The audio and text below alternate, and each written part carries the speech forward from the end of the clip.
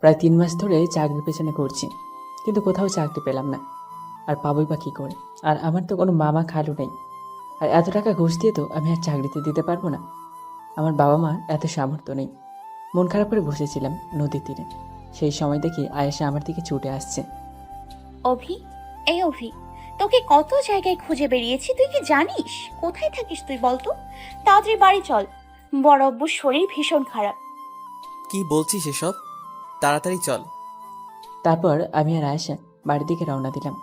বাড়ি গিয়ে দেখি আব্বু বিছানায় শুয়ে আছে। কি হয়েছে আব্বু তোমার? বাবা, আমার শরীরটা তো খুব খারাপ। ঘরে চাল ডাল কিছু নেই। কি রান্না করবে তোর মা? তুই প্লিজ বাবা, একটু মনে না করলে রিক্সা নিয়ে একটু বের হবি। ঠিক আছে বাবা, তুমি চিন্তা করো না, আমি যাচ্ছি।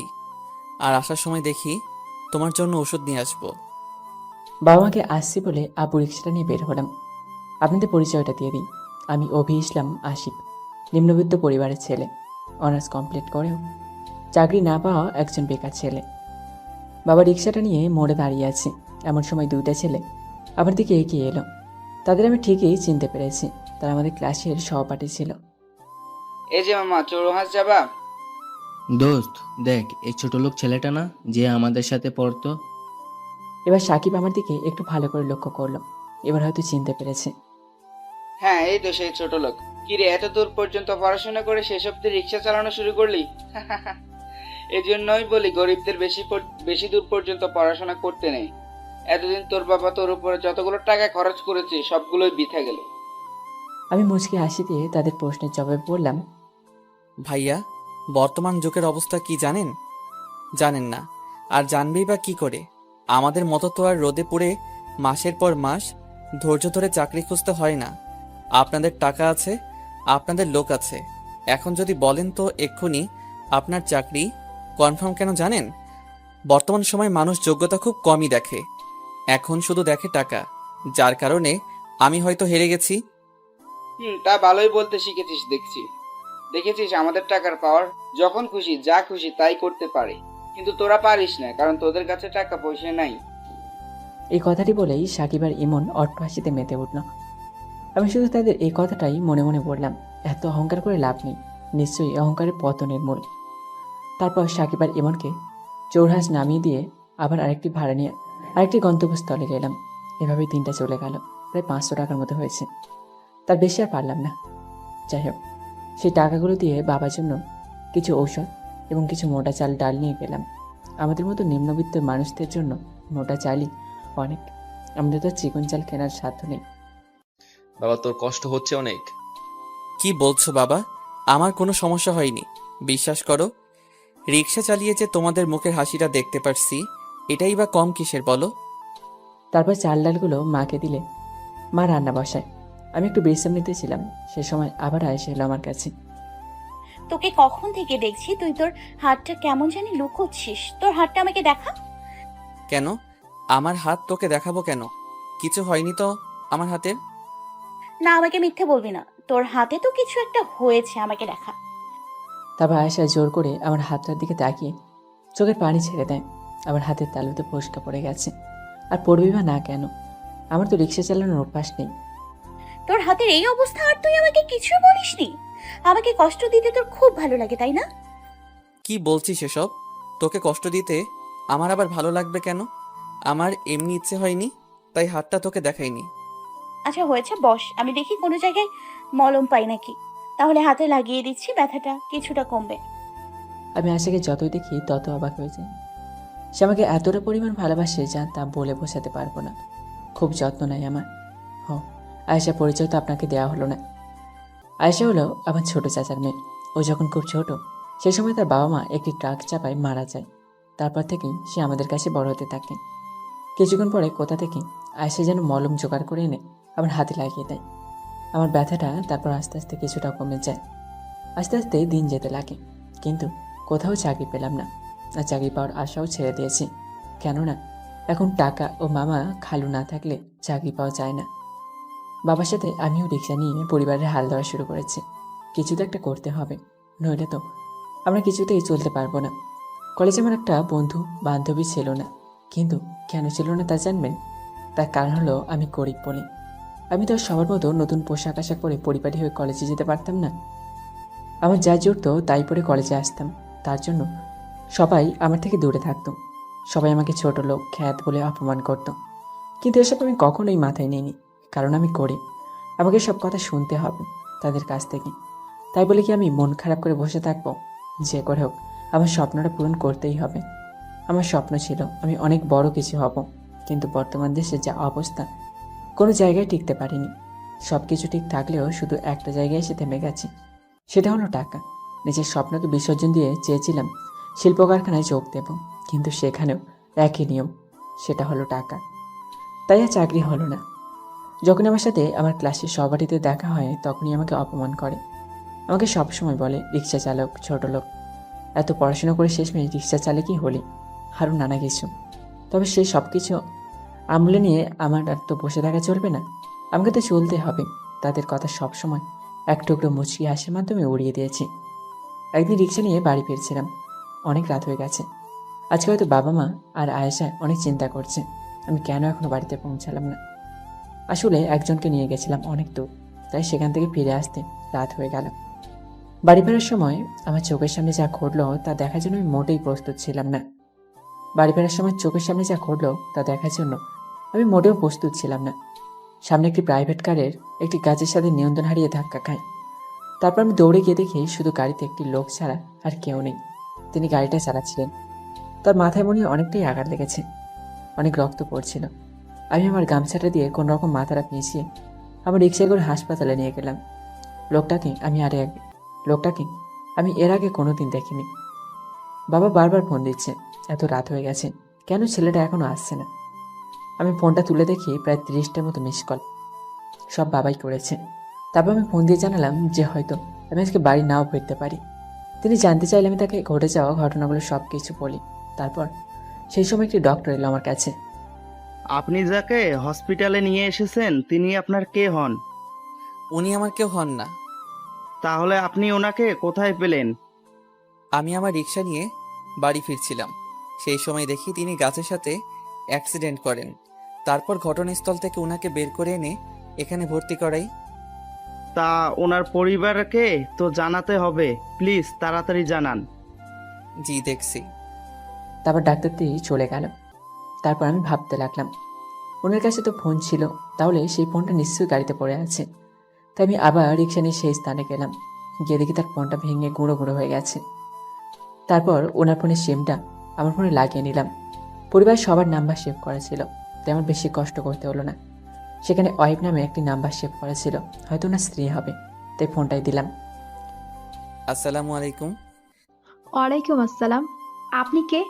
এটা তো আমার স্বামীর নাম। আপনি কোথায় পেলেন এই নাম্বার? জি আমি আপনার কাছে যে জন্য ফোন দিয়েছি, আপনি তাড়াতাড়ি এই হসপিটালে চলে আসুন। আপনার হাজবেন্ড অ্যাক্সিডেন্ট করেছে। তারপর ভদ্রমহিলাটি হাউমা করে কাঁদতে লাগলেন। দেখুন চিন্তা করবেন না, তেমন কিছু একটা হয়নি, আপনি তাড়াতাড়ি চলে আসুন। তারপর আমি আবার হসপিটালে গেলাম। হসপিটালে গিয়ে শুনলাম ওনার নাকি রক্ত প্রয়োজন। যাক, আচ্ছা ডক্টর, তার রক্তের গ্রুপ কি? এ পজিটিভ। আল্লাহ যা করেন ভালোর জন্যই করেন। এখন আর রক্তের জন্য ছোটাছুটি করা লাগবে না, কারণ আমার রক্তের গ্রুপও এ পজিটিভ। তাহলে তো খুব ভালো হয়, চলুন আমার সাথে। তারপর ডক্টর আমাকে একটি বেডে নিয়ে গেলেন। সেখানে আমার শরীর থেকে রক্ত নেওয়া হলো। অনেকক্ষণ ধরে রক্ত নেওয়ায় আমার শরীরটা কিছুটা দুর্বল হয়ে যায়, যার জন্য ডক্টর আমাকে রেস্ট নিতে বলেন। তারপর আমি ঘুমিয়ে পড়লাম। ঘুম থেকে উঠে দেখি সকাল হয়ে গেছে। এখনই চলে যাব। ঠিক সেই সময় মনে পড়ল ওই ভদ্রলোকটির কী অবস্থা, তা দেখে আসা উচিত। তারপর ওনার বেডে গিয়ে দেখি ওনার স্ত্রী ও সন্তান তার পাশে বসে আছে। তো এখন কেমন লাগছে তোমার? জি ম্যাম, আমার এখন একটু ভালো লাগছে। স্যারের জ্ঞান ফিরেছে কখন? এই তো ভোরবেলাতেই ওনার জ্ঞান ফিরেছে। তোমাকে কি বলে যে ধন্যবাদ দিব তা আমার জানা নেই। আল্লাহর কাছে লাখ লাখ শুক্রিয়া যে তোমার মতো ছেলে সেই সময় ওইখানে ছিল বলে আজ আমার স্বামীকে আমি জীবিত অবস্থায় দেখতে পাচ্ছি। এইসব বলে আমাকে ছোট করবেন না ম্যাম, মানুষ তো অবশ্যই মানুষের জন্যই, তাই না? তুমি একদম আমাদেরকে স্যার ম্যাডাম এসব বলে ডাকবে না। তুমি আমাদের আঙ্কেল আন্টি বলে ডাকতে পারো। না, কি যে বলেন আপনি, আমার এখনো এতটা যোগ্যতা হয়নি। স্যার ম্যাডাম এসব কিছুই ঠিক আছে, তাহলে আসি স্যার। সাহারা যা বলেছে তাই হবে। তুমি আমাদের স্যার ম্যাম এসব বলে ডাকবে না, তুমি আমাদের আঙ্কেল আন্টি বলেই ডাকবে। আর চলে যাচ্ছ মানে তুমি কোথায় যাচ্ছ? তুমি আমার জীবন বাঁচালে, তোমাকে আমি এমনি এমনি ছেড়ে দেবো নাকি? আসলে আঙ্কেল, কালকে রাত্রে বাড়ি ফিরতে পারিনি, যার জন্য বাবা মা সবাই খুব দুশ্চিন্তায় আছে, তাই আমাকে তাড়াতাড়ি বাড়ি ফিরতে হবে। তা কোথায় থাকো তুমি? সামান্য কিছু দূরেই একটা বস্তি আছে, সেখানেই আমরা থাকি। বস্তিতে থাকো মানে? আমরা গরিব নিম্নবিত্ত, আমাদের বস্তি আসল ঠিকানা, আর আমরা সেখানেই থাকি। তোমার কথাবার্তা তো তোমাকে দেখে মনে হয় না তুমি বস্তির ছেলে। তারপর আমি মুচকে এসে আঙ্কেলের কথায় জবাব দিলাম। আমি গরিব ঘরের ছেলে হলেও অনেক কষ্ট করে অনার্স কমপ্লিট করেছি। পড়ালেখার দরুনে সবার সাথে শুদ্ধ ভাষায় কথা বলতে বলতে অভ্যাস হয়ে গেছে। তারপর আঙ্কেল আমার কথা শুনে অবাক হয়ে গেলেন। কি বললে তুমি? তুমি অনার্স কমপ্লিট করেছো, তাহলে তুমি রিক্সা চালাও কেন? কেন, তুমি তো চাকরি বাকরিও করতে পারো, যেহেতু তোমার যোগ্যতা আছে, অনেক দূর পর্যন্ত পড়াশোনা আছে। হাসালেন। আর চাকরি, আমি যে চাকরি চেষ্টা করিনি তা ভাবলে আপনি ভুল করবেন। আসলে বর্তমান দেশে চাকরি মেধা দিয়ে হয় না, চাকরি হয় টাকা দিয়ে। আর আমাদের তো আর সে সামর্থ্য নেই যে টাকা দিয়ে চাকরি নেব। কিছু উপায় না পেয়ে অবশেষে এই পথটাই ধরতে হয়েছে। তোমার কথা শুনে আমার খুব খারাপ লাগলো। তোমার কথাটা সত্যি, বর্তমান যুগে যোগ্যতা দিয়ে কোনো কিছু হয় না, যা হয় সবকিছু টাকা দিয়ে। আচ্ছা, আমি তোমাকে চাকরি দেব। আঙ্কেলের কথা শুনে আমার যেন হাতে চাঁদ পাওয়ার মতো অবস্থা। সত্যি বলছেন আপনি? আমাকে আপনি চাকরি দিবেন? বলুন, আপনার কি কাজ করতে হবে? তেমন কিছু না, আগে বলো তুমি কি আমাকে চেনো? এবার ওনার কথায় কিছুটা অবাক হলাম। কি করতে চাইছেন তিনি? না, এর আগে তো আপনাকে কোনোদিন দেখিনি। আচ্ছা, তাহলে আমার পরিচয়টা আজকে জেনে নাও। আমি এই আসনের এমপি। তোমার কাজ হলো তুমি সবসময় আমার সাথে থাকবে আর আমার সাথে কাজ করবে। বিশ্বাস করো, তুমি কোনোদিন ঠকবে না। তাহলে আপনি আমাকে রাজনীতি করতে বলছেন, তাই তো? আসলে আমি রাজনীতি সম্পর্কে কিছুই জানি না, আর আমি রাজনীতিতে যুক্ত হতে চাই না। ধন্যবাদ আপনাকে। একবার ভালোভাবে ভেবে দেখো, তুমি তুমি কি চাও না এই দেশ থেকে দরিদ্রতা দূর করতে? তুমি তো দেখো তোমার আশেপাশের কত মানুষ গরিব, তারা না খেয়ে মারা যায়, তারা এক টুকরো রুটির আশায় পথ চেয়ে থাকে। তুমি কি চাও না তাদের মুখে অন্ন তুলে দিতে? তুমি কি চাও না আমাদের এদেশ থেকে ঘুষ, প্রতারণা, অর্থনৈতিক কাজ তুলে দিতে? তুমি কি চাও না যে তোমার মতো আরো অনেক গরিব ছেলে চাকরি না পেয়ে পথে ঘুরুক? না, আমি এসব কিছু চাই না। আমি চাই আমাদের এই দেশটাতে শুধু শান্তি প্রতিষ্ঠিত হোক। আমি চাই না কোনো মেধা, কোনো যোগ্যতা টাকার কাছে হেরে যাক। আমি চাই না এই দেশের গরিব না খেয়ে মরুক। আর আমি চাই না এই দেশের গরিব মানুষ, বিশেষ করে বৃদ্ধরা, যারা না খেয়ে অন্যের দুয়ারে দুয়ারে ঘুরে, তাদের মুখে আমি অন্ন তুলে দিতে চাই। কিন্তু আমার কাছে এই স্বপ্নটা দেখা অনেক সহজ, কিন্তু বাস্তবতা অনেক কঠিন, আকাশ পাতাল তফাৎ। এটা আমার স্বপ্ন হলেও আমার পূরণ করার সাধ্য নেই। শোনো, আমি তোমাকে এই স্বপ্ন পূরণ করার পথ দিতে পারি, কোনো অসৎ উপায়ে নয়, অবশ্যই সৎ উপায়ে। আর তুমি নিশ্চয়ই আশাদ চৌধুরীর নাম শুনেছ?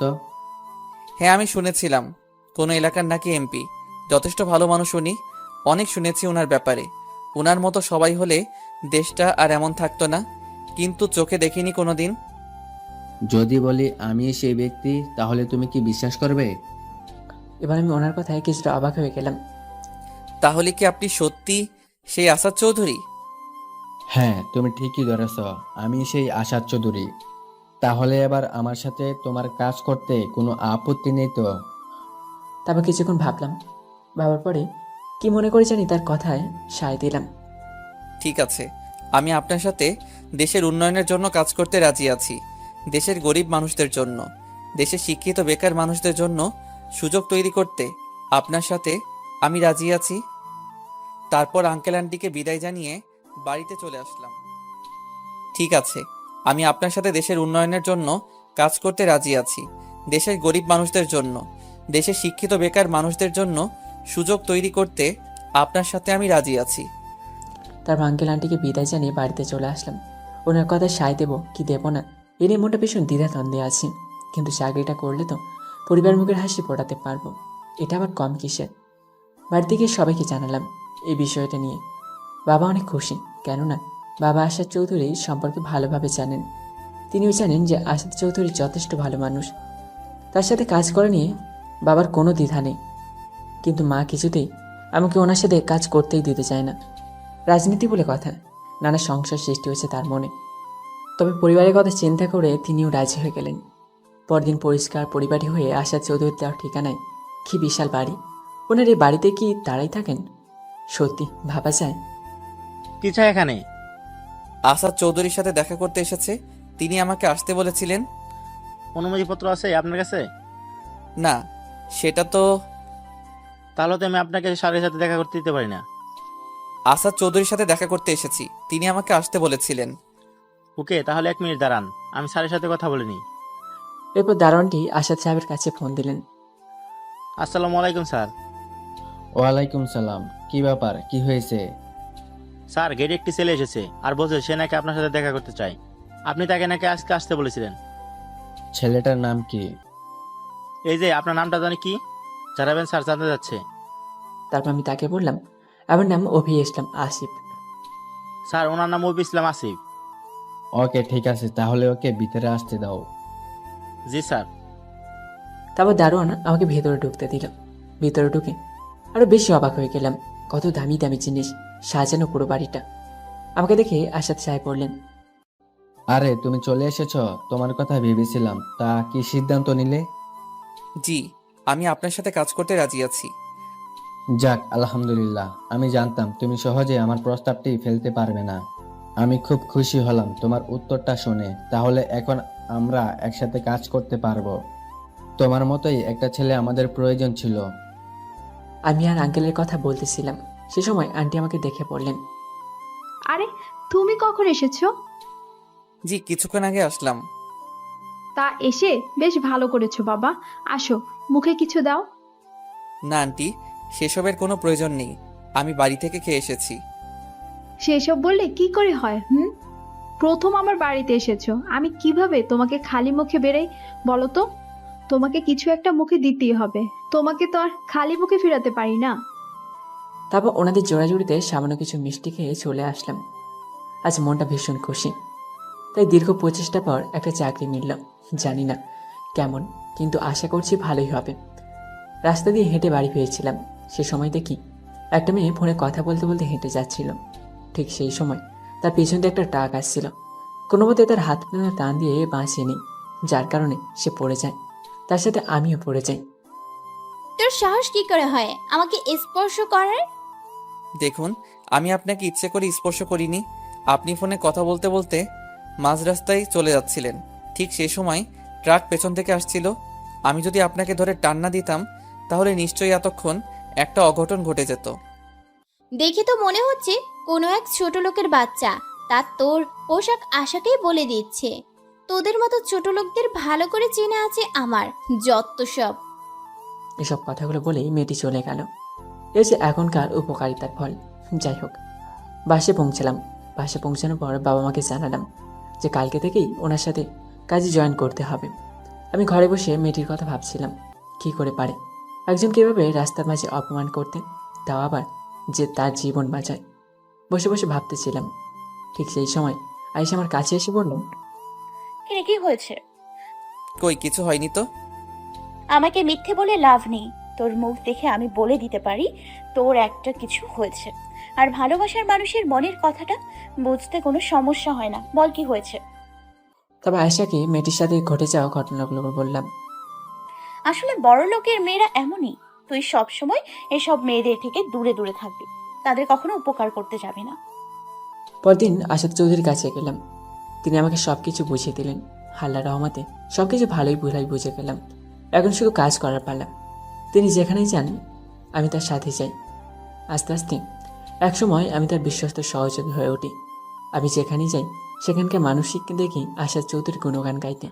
আর গাইবে বা না কেন, ভালো মানুষকে তো সবাই মনে রাখে। তিনি সবসময় গরিব মানুষদের সাহায্য করেছেন এবং আঙ্কেল চান আমিও সেটাই করি। আমি অবশ্য এটাই চাই যে গরিব মানুষদের উপকার করতে। একদিন আমি এবং আমাদের কিছু সহকর্মী মিলে একটি কাজ করে পেয়েছিলাম। সেই সময় দেখি সামনে অনেকগুলো মানুষ জড়ো হয়ে আছে। সাফি, তোমরা গাড়ি নিয়ে চলে যাও, আমি একটু পরে আসছি। তোমাদের এত চিন্তা করতে হবে না, আমি কিছুক্ষণ পরে ঠিক আসছি, তোমরা যাও প্লিজ। তারপর আমার সহকর্মীগুলো সবাই চলে গেল। আমি আস্তে আস্তে ভিড় ঠেলে ভিতরে যেতে লাগলাম। এদিকে একটা যুবক ছেলে অ্যাক্সিডেন্ট হয়ে পড়ে আছে, তার পাশে হয়তো উনি, ওর মা ও বোন কাঁদছে আর সাহায্য চাইছে, কিন্তু কেউ সাহায্য করছে না। সবাই দাঁড়িয়ে দাঁড়িয়ে দেখছে, কেউ কেউ ভিডিও করছে, আবার কেউ কেউ ফেসবুক লাইভে চলে গেছেন এসব নিয়ে। আমার ভীষণ রাগ উঠল। এসব দেখে আমরা কোন দেশে বসবাস করছি, কোন সময় বসবাস করছি। তাকে সাহায্য করার মতো কেউ নেই, সবাই শুধু তাকিয়ে তাকিয়ে দেখছে। না, এদের বলে সময় নষ্ট করে লাভ হবে না, আমাকে কিছু একটা করতে হবে। আমি ছেলেটিকে কোলে তুলে নিয়ে একটি সিএনজি রাখলাম, তারপর হাসপাতালে নিয়ে গেলাম। মা ও বোন কেঁদেই চলেছে। প্লিজ আপনারা কাঁদবেন না, আপনারা শান্ত হন। দেখুন, আপনার ছেলের কিছু হবে না, আল্লাহর রহমতে সব কিছু ঠিক হয়ে যাবে। ডক্টর, ছেলেটা কেমন আছে? ওর অবস্থা ভীষণ খারাপ, মাথায় ভীষণভাবে চোট পেয়েছে। আমাদের খুব শীঘ্রই অপারেশন করতে হবে, নইলে ছেলেটাকে হয়তো বাঁচাতে পারবো না। ডক্টরের কথাগুলো শুনে ছেলেটির মা ও বোন হাউমাউ করে কেঁদে দিল। বাবা, আমার ছেলে ছাড়া আমাদের দেখাশোনা করার কেউ নাই। সেই ছোটবেলা তার আব্বাই মারা যায়। আমার ছেলেরা ছাড়া আমাদের পৃথিবী অচল। দয়া করে আমার ছেলেটারে ভালো কইরা দেন। তা তো বুঝলাম, কিন্তু অপারেশন করাটা তো অনেক টাকার ব্যাপার। বাবা, আমি আপনার পা ধরতাছি, আপনি যে কইরেই হোক আমার ছেলেটারে ভালো কইরা দেন। দরকার হইলে সারা জীবন আমি আপনার বাড়িতে কাজের লোক হয়ে থাকবো। দেখুন আন্টি, হসপিটালটা তো আমার না যে সব কিছু আমার কথায় চলবে। তাদেরও তো একটা নিয়ম আছে। যদি আমার কিছু করার থাকতো তাহলে অবশ্যই করতাম। ডক্টর সাহেব, আপনি কোনো চিন্তা করবেন না, টাকার ব্যবস্থা আমি করব। আপনি যত তাড়াতাড়ি সম্ভব ওনার ছেলেটার অপারেশনের ব্যবস্থা করেন। ঠিক আছে, আপনি যখন বলেছেন তাই হবে। আমি তাহলে অপারেশনের জন্য সব কিছু রেডি করছি। তারপর ডক্টর চলে গেলেন। বাবা, তোমার আমি কি বলে যে ধন্যবাদ দিমু তা আমার জানা নাই। তবে দোয়া করি আল্লাহ যেন সবসময় তোমারে, তোমার পরিবারের সবাইরে সব বিপদ আপদ থাইকা রক্ষা করেন। তোমরা সারা জীবন সুখী হও। তুমি যেন সব সময় এমন কইরা গরিবদের পাশে দাঁড়াইতে পারো। ধন্যবাদ আপনাকে, আশা করি আল্লাহ আপনার কথাগুলো যেন রাখে। তারপর তাদেরকে আমি সেখানে রেখে চলে আসলাম আঙ্কেলের কাছে। আঙ্কেল, আপনার সাথে কিছু কথা ছিল। হ্যাঁ বলো, কি বলবে? আঙ্কেল, আমার এই মুহূর্তে কিছু টাকা খুবই প্রয়োজন, যদি দিতেন তো খুব খুশি হতাম। হ্যাঁ, তা নিতেই পারো, কিন্তু কি করবে সেটা কি জানতে পারি? আসলে আঙ্কেল, আসার সময় দেখলাম একটা গরিব ছেলে অ্যাক্সিডেন্ট করেছে, তাকে হসপিটালে নিয়ে গিয়েছিলাম, কিন্তু সেখানে ডক্টর বলল তারা নাকি মাথায় ভীষণভাবে আঘাত পেয়েছে, যার জন্য অপারেশন করা প্রয়োজন। কিন্তু তার পরিবার অনেক গরিব, তারা কিছুতেই অপারেশনের টাকা জোগাড় করতে পারবে না। তাই আমি ডক্টরকে বলে এসেছি আপনি অপারেশন করুন, আমি টাকার ব্যবস্থা করছি। কিন্তু আমার কাছে তো বর্তমানে টাকা নেই, আপনি যদি কিছু দিতেন, আস্তে আস্তে না হয় পরে বেতন থেকে কেটে নিতেন। আরে পাগল ছেলের কথা শোনো, তোমাকে আমি টাকা দেব, সেটা আবার বেতন থেকে কাটার কি আছে? কত টাকা লাগবে বলো, আমি ম্যানেজারকে বলছি দিয়ে দিতে। এই লোকটিকে যতই দেখছি ততই অবাক হচ্ছি। আল্লাহকে এনাকে কী দিয়ে করেছেন একমাত্র আল্লাহ জানেন। সত্যি বর্তমান যুগে এমন মানুষ পাওয়া সত্যি বিরল। আঙ্কেল, প্রায় 50,000 টাকার মতো লাগবে। তারপর আঙ্কেল সব কিছু ম্যানেজারকে বলে দিলেন। ম্যানেজার আমার হাতে 50,000 টাকা তুলে দিল। আমি সময় নষ্ট না করে তাতেই চলে গেলাম হাসপাতালে। খালাম্মা, আপনি চিন্তা করবেন না, আমি টাকার ব্যবস্থা করে ফেলেছি। ডক্টর কি কিছু বলেছে? না বাবা, ডাক্তার বাবুরা অপারেশন করতেছে, এখনো বাহির হয় নাই। ঠিক আছে, আপনারা এখানে থাকুন, আমি টাকাগুলো চেম্বারে দিয়ে আসি। তারপর সব কিছু হিসাব নিকাশ করে সব ধরনের নিয়মকানুন মেনে চলে আসলাম। কিছুক্ষণ পরে অপারেশন থিয়েটার থেকে ডক্টর বের হলেন। ওনার অপারেশন হয়ে গেছে, এখন শুধু জ্ঞান ফেরার অপেক্ষায়, তারপর সব কিছু জানা যাবে। বাবা, আমরা কি আমার ছেলের কাছে যাইতে পারি? জি যেতে পারেন, তবে কোনো কথা বলা চলবে না, তার সামনে চুপচাপ থাকতে হবে। তারপর ছেলেটিকে অপারেশন থিয়েটারে থেকে বেডে নিয়ে যাওয়া হয়। সেখানে তাকে রেস্ট নিতে দেওয়া হয়। অনেক রাত হয়ে গেছে, বাড়ি যেতে হবে, নইলে আবারও বাবা মা দুশ্চিন্তা করবে। কিন্তু এদের তো এভাবে রেখে চলে যেতে পারি না। সকাল থেকে তো মনে হয় কিছুই খাইনি। ইস, কতটা বোকা আমি। ওনারা না খেয়ে আছেন, সেই বিষয়ে আমি কিছুই ভাবিনি। আর দেরি না করে বাইরে থেকে কিছু ফলমূল আর খাবার নিয়ে এলাম। খালাম্মা, আপনারা তো সকাল থেকে কিছু খাননি, এই নিন আপনাদের জন্য খাবার নিয়ে এসেছি, আপনারা খেয়ে নিন। বাবা, তুমি আমাদের জন্য এত কিছু করলা, তার জন্য আমি অনেক ঋণী তোমার কাছে। কিন্তু আবার এই খাবারগুলা কেন আনতে গেলা? খালাম্মা, আপনারা সকাল থেকে না খেয়ে আছেন, এখান থেকে তো আপনারা কোথাও যাননি, তাই ভাবলাম এখানে তো আপনাদের আর কেউ খাবার দিয়ে যাবে না, তাই আপনাদের জন্য খাবার নিয়ে এসেছি। আমাকে আর একটা ছেলে মনে করে এই খাবারগুলো খেয়ে নিন প্লিজ। তবে ছেলেটির বোন আমাকে জড়িয়ে ধরল। সেসব কথা একদম বলবে না। মনে করো আমিও তো তোমার আরেকটা ভাই, তাই না? তাহলে বোনের জন্য একটা ভাই আরেকটা ভাইয়ের জীবন কেন বাঁচাতে পারবে না? খালাম্মা, কোনো চিন্তা করবেন না, এখন আর চিন্তা করার কোনো কারণ নেই।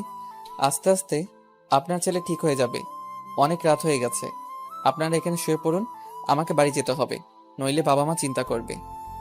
আচ্ছা বাবা, যাও, অনেক কষ্ট করলা আমাদের জন্য, সাবধানে যাইও। তারপর তাদের বিদায় জানিয়ে চলে গেলাম। বাড়ি গিয়ে মা খেতে দিলেন। খাওয়া দাওয়া করে কিছুক্ষণ ফেসবুকে ঢুকলাম। ফেসবুকে ঢুকে একটা ছবির দিকে নজর পড়ল। এটা তো সেই অহংকারী মেয়েটা। প্রোফাইলের নামটা কি দেওয়া আছে দেখি তো। প্রোফাইলে নাম দেওয়া আছে নাহিদা সুলতানা। নামটা বেশ ভালো, কিন্তু মনটা এমন কেন? হয়তো কোনো ধনী বাপের একমাত্র আদরের দুলালি মেয়ে, যার জন্য এমন বিগড়ে গেছে। তারপর আরও কিছুক্ষণ ফেসবুকে ঘোরাঘুরি করে একটু ঘুম দিলাম। পরের দিন সকালে ঘুম থেকে উঠে দেখি আয়েশা আমার পাশে এসে আবার মাথায় হাত বুলিয়ে দিচ্ছে। শুভ সকাল। শুভ সকাল। এত সকালে আমার ঘরে কি? বারে আসতে পারি না বুঝি? কিছুদিন পর তো এই রুমটা আমারই হবে, তাই না? বয়ে গেছে তোকে বিয়ে করতে। এখন আমি আসাদ চৌধুরীর বাম হাত, বুঝেছিস? এখন কত মেয়ে আমার পিছে ঘুরে বেড়াবে। হুম, ঘুরে বেড়ালে হলো। যদি কোনো মেয়ের দিকে তাকাস, একেবারে চোখ দুটো গেলে দিব। আইসে রে, কোন দেশের প্রধানমন্ত্রী, সে নাকি আমার চোখ গেলে দেবে। দেখবেই তো। এত কথা না বলে তাড়াতাড়ি ওঠ, বড় আম্মু খেতে ডাকছে। যা আসছি। তারপর আয়েশা আমার রুম থেকে চলে গেল। আর কিছুক্ষণ পরে দেখি আশা চৌধুরীর ফোন। আসসালামু আলাইকুম। ওয়ালাইকুম সালাম। আঙ্কেল, এত সকালে ফোন দিলেন, কিছু কি হয়েছে? না, কিছু হয়নি। কালকে রাত্রে আমার এক বন্ধু ফোন দিয়েছে, তার মেয়েরা নাকি বিয়েতে, তাই সেখানে যেতে হবে। তাই ভেবেছিলাম কি তুমি চলে এসো আমাদের সাথে। কিন্তু আমি কি করে যাব বলুন তো? এত বড় অনুষ্ঠানে আমাকে নিয়ে যাওয়া কি উচিত হবে? দেখো, এসব কথা বলো না। তোমাকে আমাদের সাথে যেতে হবে, না হলে কিন্তু তোমার আন্টি তোমার ওপর ভীষণ রাগ করবে। আচ্ছা ঠিক আছে, আমি রেডি হয়ে চলে আসছি। আচ্ছা, চলে এসো তাড়াতাড়ি। মা, কি রেঁধেছ? তাড়াতাড়ি খেতে দাও, এক জায়গায় যেতে হবে। এত সকালে আবার কোথায় যাবি? আসাদ আঙ্কেল ফোন করেছিল, তার নাকি এক বন্ধুর মেয়ের বিয়ে, সেখানে নাকি আমাকেও যেতে হবে। যেতে চাইলাম না, তবু যেতে হচ্ছে, নইলে আন্টি রাগ করবে। আচ্ছা যা, সাবধানে চলাফেরা করিস। জানিসই তো বড়লোকের ব্যাপার স্যাপার, সেখানে কত ধরনের মানুষ আসবে, ভেবে দেখ তো। আচ্ছা মা, ঠিক আছে। বিয়ে বাড়ি যাচ্ছিস ভালো কথা, কিন্তু একটু আগে যে কথাগুলো বললাম সেগুলো যেন মনে থাকে, নইলে কিন্তু খুব খারাপ হয়ে যাবে। হুম, বুঝতে পেরেছি। আপনার আদেশই যথাজ্ঞা। কি রে, কি কথা বলেছে আয়শা তোকে সকালে? বড় চাচি, তোমাকে সে কথাগুলো না শুনলে হবে। তারপর রেডি হয়ে চলে গেলাম। জানি না ওদিকে ছেলেটির কি খবর, জ্ঞান ফিরেছে কি না। তাদের কাছে তো ফোনেও নেই যে ফোন দিয়ে জেনে নেব। তাদের কাছে তো ফোনও নেই যে ফোন দিয়ে জেনে নেব। আবার ডাক্তারের নাম্বার নেওয়া হয়নি। উফ, কি জ্বালা। বিয়েবাড়িতে না গেলে আবার সেখানে যেতাম, কিন্তু এটার জন্য তো সেখানে যেতে পারছি না।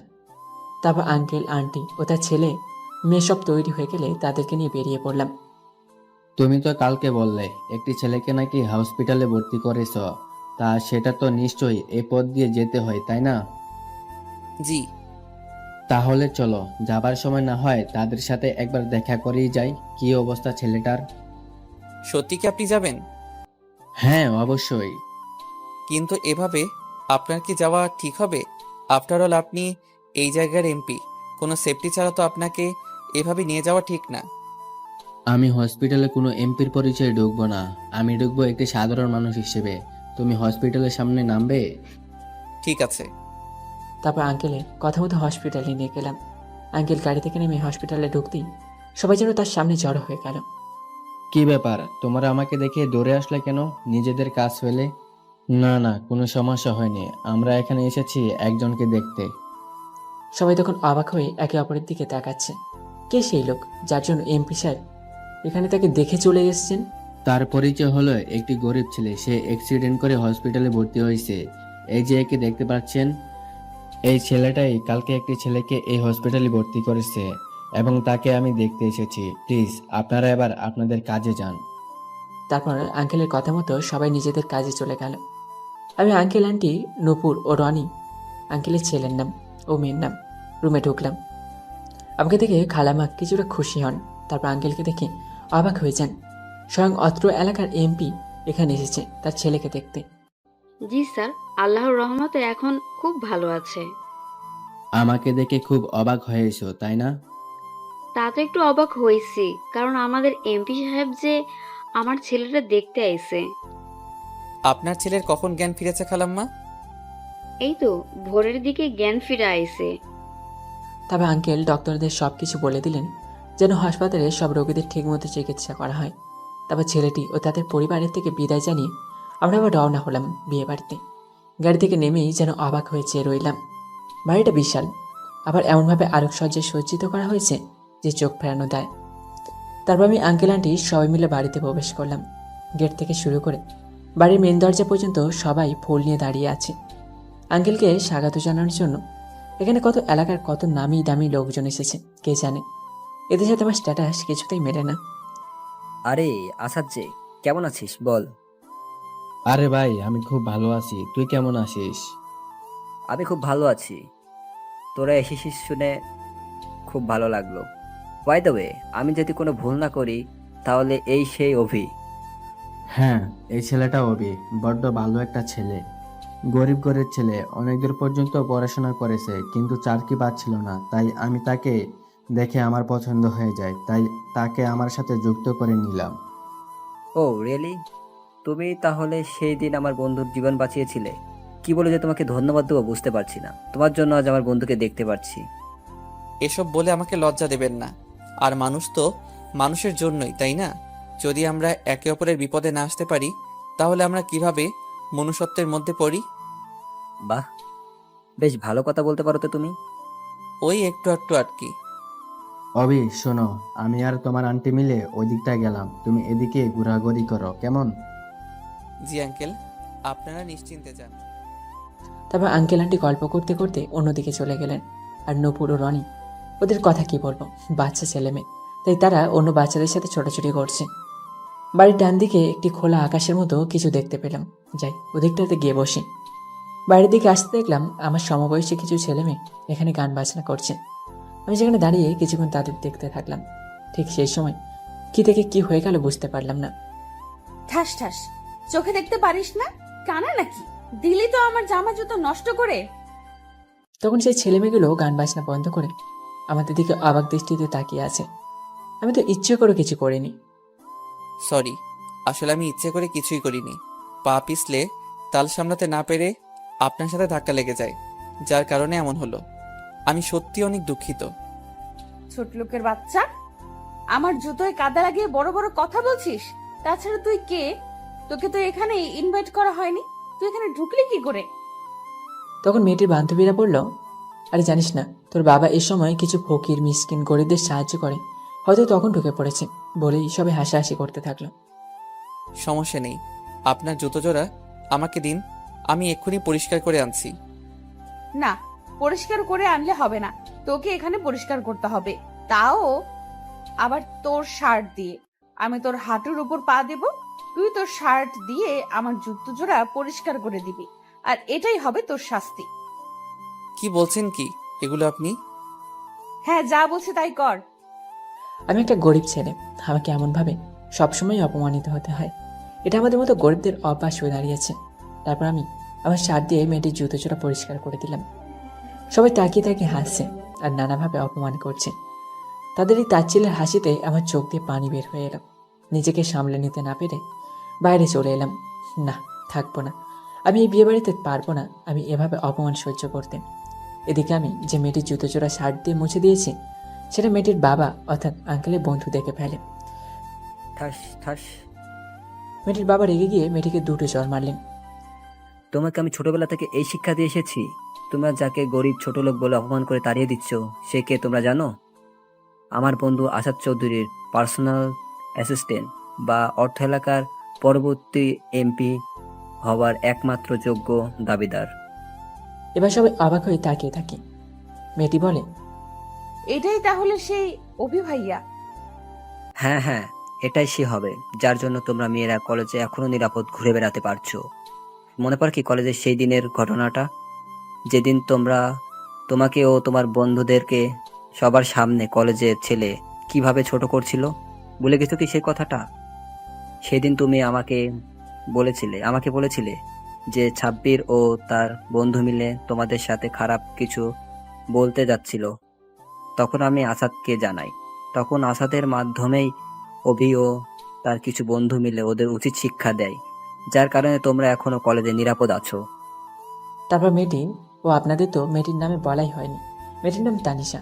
তখন তানিশা কেঁদে কেঁদে তার বাবাকে বলল, বাবা, আমি বিরাট বড় ভুল করে ফেলেছি। অভি ভাইয়াকে এভাবে অপমান করে প্লিজ তুমি ক্ষমা করে দাও। আমার কাছ থেকে ক্ষমা চাই কি লাভ? যাকে অপমান করেছো তার কাছ থেকে গিয়ে ক্ষমা চাও, সে যদি ক্ষমা করে দেয় তাহলে আমার কাছ থেকেও ক্ষমা পাবে। তারপর তানিশা আমাকে খুঁজতে লাগলো। পুরো বাড়িটা ভালোভাবে খুঁজে দেখলো, কিন্তু আমাকে কোথাও পেল না। বাবা বাবা, আমি তো তাকে পাচ্ছি না, প্লিজ তার কাছে আমাকে নিয়ে যাও। তাকে পাবে কি করে? সে তো চলে গেছে। তাহলে তুমি একটা কাজ করো, আসাদ আঙ্কেলের সাথে তাদের বাড়িতে চলে যাও, সেখানে হয়তো তাকে পাবে। ঠিক আছে বাবা, আমি আজই আসাদ আঙ্কেলের সাথে তার বাড়ি যাব। তারপর বিয়ে বাড়ির অনুষ্ঠান শেষ করে সেদিনই তানিশা আঙ্কেল আন্টির সাথে তাদের বাড়ি চলে আসে। আঙ্কেল অবশ্যই ব্যাপারে আমাকে ফোনে সব কিছু জানিয়েছিল যে তানিশা নাকি তাদের সাথেই আসছে। তখন তেমনটা আমলে নিলাম না, সে আসলে আমার কি। কিন্তু সকালে ঘুম থেকে ওঠার পর যেন ভূত দেখার মতো চমকে গেলাম। আপনি আপনি এখানে? আপনার ঠিকানা খুঁজতে খুঁজতে এখানে চলে আসলাম। চলে আসলেন মানে? আমার কাছে কিসের জন্য এসেছেন? আবার অপমান করতে বুঝি? দেখেন ভাইয়া, আমি আপনার কাছে ক্ষমা চাইতে এসেছি। কালকে যা করেছি তার জন্য অত্যন্ত লজ্জিত, দুঃখিত। প্লিজ আমাকে ক্ষমা করে দিবেন। কেন? আপনি আমার আসল পরিচয় জানার পর আমার কাছে ক্ষমা চাইতে আসছেন? যদি আসল পরিচয় না জানতেন তাহলে কি করতেন? আপনি কি এইভাবে গরিবদের উপর অত্যাচার করেন? তানিশা আমার কথার উত্তর দিল না, মাথা নিচু করে চুপ করে বসে আছে, হয়তো কান্না করছে। দেখুন, এখানে কান্না করবেন না, এটা কোনো কান্নার জায়গা না। আপনার সাথে বাইরে কথা বলছি, চলুন। তারপর আমি রেডি হয়ে তানিশাকে নিয়ে বাইরে গেলাম। বাড়িতে এসব কথা বলা ঠিক না। এবার বলুন, এই গরিব বাড়িতে আপনাকে আসার ঠিকানাটা কে দিল? আঙ্কেলের থেকে ঠিকানা জেনে নিয়ে আপনার এখানে এসেছি। তা আমাদের মতো গরিবের ঘরে কেন আসতে গেলেন? আমাদের ঘরে তো আর এসি নেই, হয়তো আপনার ঠান্ডা লেগে যেতে পারে, না হলে কাপড়ে নোংরা লেগে যেতে পারে। প্লিজ এমন করে আর বলবেন না। আমি যা করেছি তার জন্য আপনার কাছে ক্ষমা চাইছি। আর কোনো দিনও গরিবের প্রতি অন্যায় করব না, তাদের ছোট করে দেখব না। প্লিজ আমাকে ক্ষমা করে দিবেন। সত্যি বলছেন তো? হ্যাঁ হ্যাঁ, সত্যি সত্যি সত্যি, এই 3 সত্যি, আর কখনো এমনটা হবে না। আচ্ছা ঠিক আছে, আমি আপনাকে ক্ষমা করে দিলাম। অনেক ধন্যবাদ। তারপর আমরা কেউ কারোর সাথে কথা বলছি না, চুপচাপ বসে আছি। আমাদের ভিতরে নীরবতা ছেয়ে গেছে। প্রায় কিছুক্ষণ এভাবে থাকার পর তানিশা বলল, আমরা কি একে অপরের বন্ধু হতে পারি? না মানে আপনি যদি চান তো। ওকে ঠিক আছে, কারোর বন্ধু হতে আমার কোনো আপত্তি নেই। আচ্ছা, আপনি কোন বর্ষে পড়েন যেন? যে এবার আমি অনার্স প্রথম বর্ষে উঠলাম। ও বেশ ভালো, তাহলে আমি আজকে উঠি, বাড়ি যেতে হবে। আপনিও বাড়ি যান। না, একটু থাকি না প্লিজ, খুব ভালো লাগছে। আপনিও চলুন, চলুন ওইদিকে যাই, কত সুন্দর জায়গা ওটা। ওকে ঠিক আছে, চলুন। তারপর নদীর তীরের দিকে বসলাম। বাদাম কিনে আমরা দুজনেই খাচ্ছি, কেউ কোনো কথা বলছে না। আমি বেশ বিরক্ত হয়ে গেলাম, এসবের মানে কি? অনেক তো হলো, এবার তো উঠুন। ঠিক আছে, আপনি বাড়ি যান, আমিও বাড়ি চলে যাচ্ছি। তারপর তার বাড়ি চলে গেল। আমিও আমার বাড়ি চলে গেলাম। মেয়েটিকে কোন মেয়েটি? ন্যাকামো এত সকালে এখানে এসছে। ও, তুই তানিশের কথা বলছিস? ও তো আসাদ আঙ্কেলের বন্ধুর মেয়ে। তো তোর আশাদ আঙ্কেলের বন্ধুর মেয়ে এত সকালে এখানে কি করতে এসেছিল? তাহলে শোন, কালকে বিয়ে বাড়ি গিয়েছিলাম না, সেখানে একটু ভুল বোঝাবুঝি হয়ে যায়, যার কারণে তানিশা আমাকে অপমান করেছিল। তাই সে তার ভুলটা বুঝতে পেরে সকালে চলে এসেছে আমার কাছে ক্ষমা চাইতে। হুম, তো সে তোকে অপমান করলো আর তুই তাকে ক্ষমা করে দিলি? দিলাম। জানিসই তো, ক্ষমা করা মহৎ গুণ। বুঝলাম। আর কোনোদিন যদি ওই মেয়ের সাথে তোকে দেখেছি, তো তোর একদিন কি আমার একদিন। কেন কেন? সেটা না হয় তুই সেই সময়ে বুঝতে পারবি। তারপর আয়েশা আমাকে সাবধান করে কাজে চলে গেল। আমি সেখানে দাঁড়িয়ে গেলাম।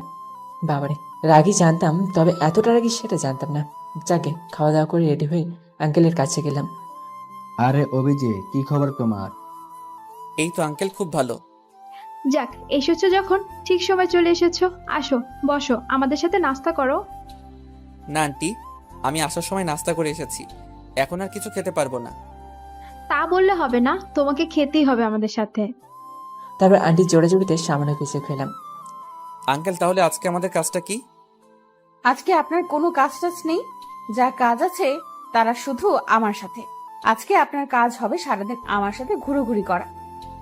কি বললেন আপনি? আমি আমার কাজ ফেলে আপনার সাথে ঘোরাঘুরি করব? অসম্ভব। আগে কাজ, তারপরে অন্য কিছু। আঙ্কেল প্লিজ বলুন না ওকে আজকে আমার সাথে ঘুরতে যেতে। অনেকেই তো কাজ করে, আজকে না হয় আমার সাথে ঘুরোঘুরি করুক। Please uncle, please please please. আচ্ছা ঠিক আছে অভি, আজকে তিশা মামুনিকে নিয়ে তুমি সারাদিন ঘুরে বেড়াবে।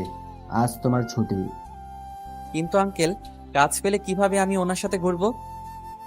যা কাজ আছে সবাই মিলে সামলে নেবে, তুমি যাও। বিয়ার করার আঙ্কেলের কথা মতো তানিশাকে নিয়ে ঘুরতে বের হলাম। আমি আর তানিশা একটা রিক্সায় চড়লাম। আরে আপনিও তো চেপে বসেছেন কেন?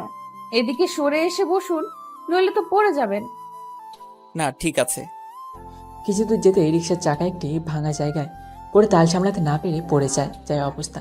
ঠিক সে সময় তানিশ আমার হাত ধরে টান মারে। কি বলেছিলাম আপনাকে? আপনি তো কোনো কথাই শোনেন না। দেখলেন তো কি হতে যাচ্ছিল, যত সব। আচ্ছা আচ্ছা, ঠিক আছে, রাগ করার কিছু নেই। আমি চেপে বসেছি, এবার খুশি? খুব খুশি। তারপর রিক্সা দিয়ে আমরা গড়াই নদীর তীরের দিকে চড়লাম। এখানে সকাল ও বিকেল বেশ মানুষের আনাগোনা দেখা যায়। খুব ভালো লাগে সেই সময়। কি মনোরম আবহাওয়া, মনটা যেন শান্ত করে তুলেছে। আমি আর তানিশা দুজনে পাশাপাশি হাঁটছি। তানিশার চুলগুলো বাতাসে সে আমার মুখে বাড়ি দিচ্ছে। কিছুটা অস্বস্তি ফিল হচ্ছে। সেটা বুঝতে পেরে তানিশা তার চুলগুলো ঠিক করে একটু ফাঁকা হয়ে দাঁড়ালো। আচ্ছা একটা কথা বলবো। জি বলুন। আপনি কি কাউকে ভালোবাসেন? ভালোবাসি কিনা জানি না, কিন্তু একজনকে বেশ ভালো লাগে। আচ্ছা তাই নাকি? তা কে সে? একদিনে এত কিছু জেনে নিবেন? এখন আমাদের বন্ধুত্বের পথ চলা অনেকটা বাকি, আস্তে আস্তে না হয় জেনে নিন। আচ্ছা ঠিক আছে, এখন বলতে না চাইলে জোর করব না। চলুন ওদিকটায় যাই, কেমন সুন্দর বাতাস বইছে। ঠিক আছে, চলুন। তারপর তানিশা দৌড়ে সেই জায়গায় চলে গেল। সে দুই হাত প্রসারিত করে যেন প্রকৃতির মনোরম আবহাওয়াটা নিজের মধ্যে ধরে নিচ্ছে। আসুন কয়েকটা ছবি তুলে ফেলি। ছবি তুলবো আমি? হ্যাঁ আপনি তুলবেন তো কি হয়েছে? না মানে, আমি ভালো ছবি তুলতে পারি না। আমার ছবি তোলা দেখলে আপনার রাগ উঠে যাবে। হোক খারাপ, তবুও ছবি তুলে দেন না প্লিজ। তার মানে আপনি আমার থেকে ছবি তুলে নিবেনই? হ্যাঁ। তারপর তানিশা ইচ্ছে মতো কয়েকটা স্টাইল দিল। আমি তার ছবি তুলে নিলাম। ইউ চিটার শয়তান, মিথ্যা কথা বলা হচ্ছিল। কি বলেছিলেন আপনি? ছবি তুলতে পারেন না? তাহলে এগুলো কি বদমাইশ? এগুলোকে ছবি বলে? ইয়াক, থু। এই দেখুন, আমার ছবিটা কিন্তু অপমান করবেন না বলে দিলাম। আর ধন্যবাদ এত সুন্দর করে ছবি তুলে দেওয়ার জন্য। আসুন আরো কয়েকটা ছবি তুলবো। এবার আমি আর আপনি একসাথে থাকবো। এই না না, এবার কিন্তু বেশি বেশি হয়ে যাচ্ছে, প্লিজ। আমি যখন আপনার সাথে এসেছি তো আপনার সাথে ছবি তুলবো তুলবো তুলবো। ভাই রে ভাই, এটা মেয়ে না অন্য কিছু, বোঝা বড় তার। জোর করে আমার সাথে ওর ছবি তুলে নিল। জানি না পরে আবার কি করে। অনেক ঘোরাঘুরি করলাম আমি আর তানিশা। দুপুর হয়ে গেল। তারপর আমি আর তানিশা একটা রেস্টুরেন্টে ঢুকে লাঞ্চ করে বাসায় ফিরছিলাম। ঠিক সেই সময় আমাদের পথ আটকায় আরভিন। কি রে তুই তুই আমাদের পথ আটকালি কেন? এমনি ইচ্ছে হলো তাই। বাবা, এটা কি গার্লফ্রেন্ড নাকি? বেশ সুন্দর তো, একটু ছুঁয়ে দেখি কেমন।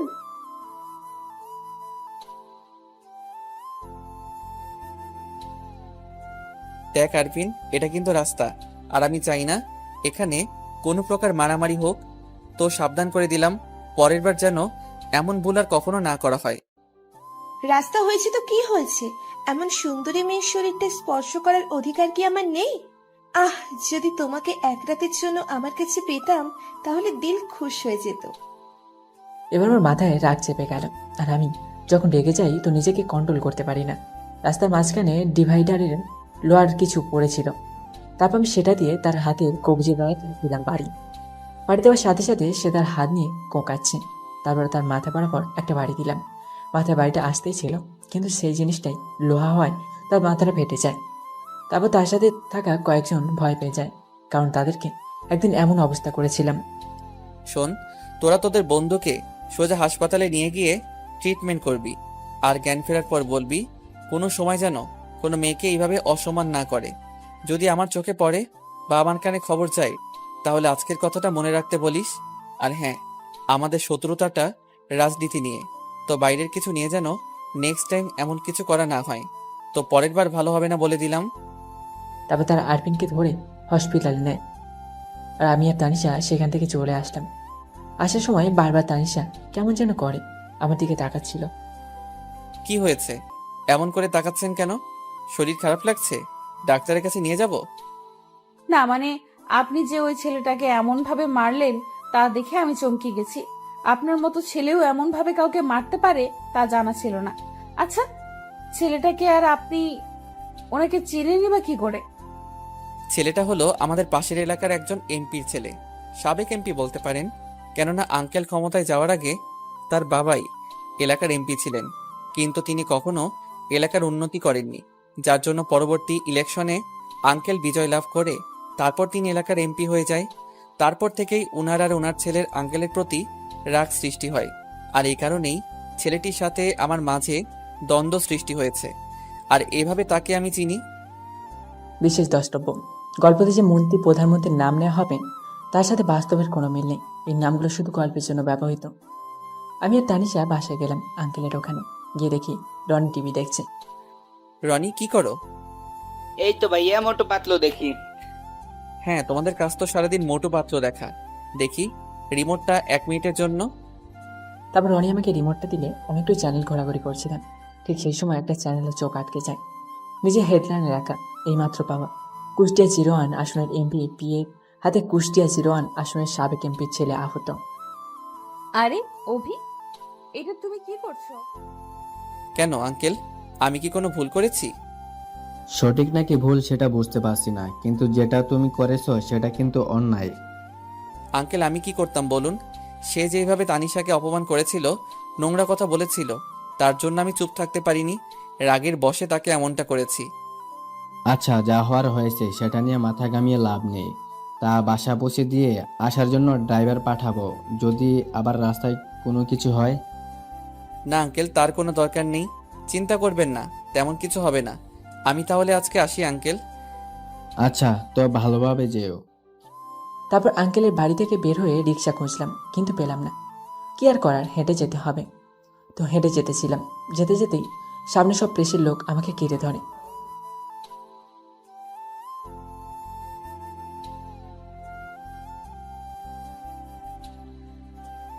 স্যার স্যার, আপনার সাথে কি তার সাথে কোনো ব্যক্তিগত শত্রুতা ছিল যার জন্য আপনাদের মধ্যে ঝামেলা লাগে?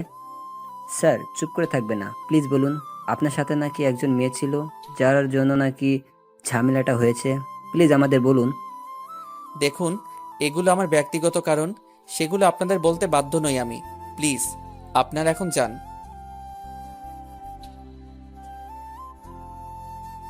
উফ, কতবার বলবো আপনাদেরকে, আপনারা কি শুনতে পান না?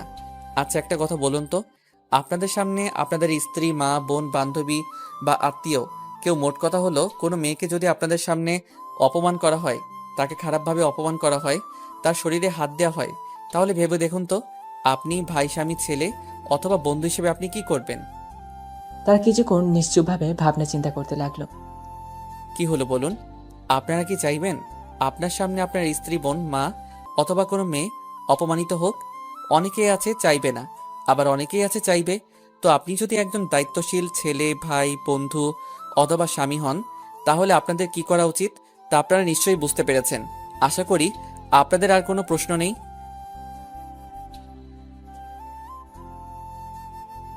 দেখুন, এটা আমার ব্যক্তিগত বিষয়, তো এটার ব্যাপারে না জিজ্ঞেস করলেই খুশি হব। ধন্যবাদ। তারপর আমি সেখান থেকে বাড়ির দিকে আবার রওনা হলাম। কোথা থেকে আসে সব বুঝতে পারি না। সবসময় কি আমার পিছে পিছে ঘোরে নাকি? এখান থেকে এটুকু আসতে না আসতেই সবাই ঘিরে ধরেছি, যত সব। বাসে গিয়ে দেখলাম মা যেন কিছু একটা নিয়ে চিন্তা করছেন। আয়েশাও মায়ের পাশে বসে আছে। কি হয়েছে মা, তোমরা এইভাবে বসে আছো কেন? কিছু কি হয়েছে? কি হয়েছে মানে? বুঝতে পারছিস না কি হয়েছে? না, সত্যি আমি কিছু বুঝতে পারছি না। প্লিজ বলো আমাকে কি হয়েছে। টিভিতে এগুলো কি দেখলাম? এই সবগুলো কি মিথ্যা? তুই নাকি একটা ছেলেকে মেরে হাসপাতালে পাঠিয়েছিস। কেন করেছিস এসব? তাহলে এই ব্যাপার? আচ্ছা শোনো। তারপর আমি মাকে সবকিছু খুলে বললাম। এই হলো আসল ঘটনা। তো এবার বলো, আমি কি খারাপ কিছু করেছি? আহা মা, তুমি কোনো চিন্তা করো না।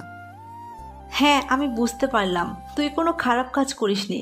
তবু আমার কেমন জানি ভয় হচ্ছে, তারা যদি তোর কোনো ক্ষতি করে দেয়। আহা মা, তুমি কোনো চিন্তা করো না তো। দেখবে আল্লাহর রহমতে কেউ কিছু করতে পারবে না আমার। আচ্ছা ঠিক আছে, আমি আর চিন্তা করব না। তো আয় খেয়ে নে। তারপর আমি খেতে দিলাম। আমি খেয়ে দিয়ে বিশ্রাম নিলাম। সারাদিন ওই মেয়েটার সাথে ঘুরে বেড়াতে বেড়াতে আমার অবস্থাই খারাপ হয়ে গেছে। আমি বসে মোবাইল টিপছিলাম। ঠিক সেই সময় এলো আমার রুমে। এসে আমার পাশে বসলো। কোনো কথা বলছে না, চুপটি করে বসে আছে। তাই আমি জিজ্ঞাসা করলাম, কি রে, কি হয়েছে? কিছু বলবি কি? কি রে, কি হয়েছে? চুপ করে আছিস কেন, বল। অভি, তোকে আমি কিছু প্রশ্ন করব, তুই ঠিকঠাক সোজাসুজি প্রশ্নের উত্তর দিবি। মজা করবি না, বলে দিলাম। না কি করবো বুঝতে পারছি না। আজকে তো মনে হয় খুব সিরিয়াস মুডে আছে। আচ্ছা অভি, তুই সত্যি করে বলতো, তুই কি আমাকে ভালোবাসিস? তোকে ভালোবাসবো না তো কাকে ভালোবাসবো? তোকে তো সেই ছোট থেকে ভালোবেসে আসছি, এখনো ভালোবাসি। দেখ অভি, এবার কিন্তু আমার রাগ উঠে যাচ্ছে।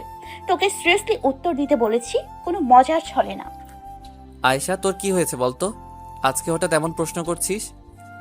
আমি যা বললাম আগে সেটা সঠিক উত্তর দে। তুই আমাকে ভালোবাসিস কিনা সেটা আগে বল। শুনতে চাস তাহলে আমি তোকে ভালোবাসি কিনা? তাহলে শোন, আমি তোকে অনেক ভালোবাসি, নিজের থেকেও বেশি। মনে আছে একবার ছোটবেলায় আমার জ্বর হয়েছিল, তুই আমার জন্য কি না করেছিস। তখন থেকেই তোকে আমার এই মনের আসনে জায়গা দিয়ে দিয়েছিলে। তখন থেকে আমি ভেবে নিয়েছিলাম তোকে কখনো আমার থেকে দূরে কোথাও যেতে দেব না। সবসময় আমি এই আমার হৃদয়ের মধ্যে তোকে রেখে দিব। এবং দেখ, তুই এখানে আমার সেই ছোট্টবেলা থেকে এখনো আছিস। আমি তোকে ছাড়া কিভাবে থাকবো বল? ভালোবাসি, বড্ড ভালোবাসি যে তোকে। আমার কথাগুলো শুনে আয়েশের চোখ দুটো পানিতে চিকচিক করতে লাগলো। সে হঠাৎ আমাকে শক্ত করে জড়িয়ে ধরলো। তাহলে বল, তুই আর কখনো আমার থেকে দূরে থাকবি না, সবসময় আমাকে ভালোবাসবি। তুই ছোট থেকে যেমনটা আমাকে এখনো ভালোবাসিস। তোকে নিয়ে আমার খুব ভয় হয়, যদি কেউ তোকে আমার কাছ থেকে কেড়ে নেয়। আমি সইতে পারবো না রে। আমিও ভালোবাসি, বড্ড ভালোবাসি তোকে। আয়েশা কি আমি আমার বুকে জড়িয়ে তার মাথায় হাত বুলিয়ে দিয়ে দিতে বললাম। আমি জানি তুই আমাকে কতটা ভালোবাসিস, কিন্তু একটা কথা বলতো, তোর মনে এই প্রশ্নের উদয় হলো কি করে যে আমি তোকে ছেড়ে চলে যাব?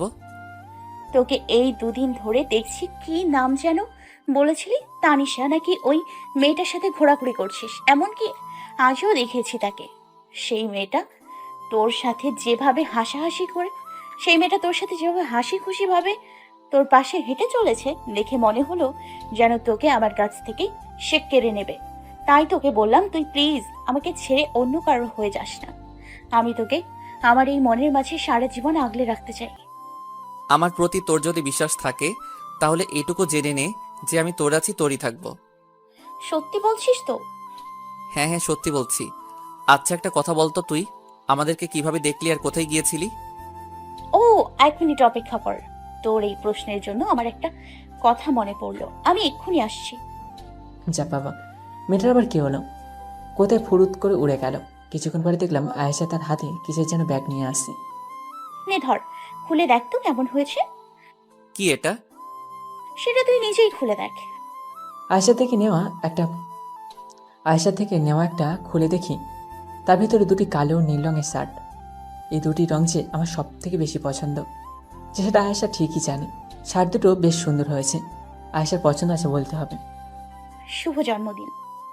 এবার আয়শার কথাটিতে আমি অনেকখানি অবাক হয়ে গেলাম।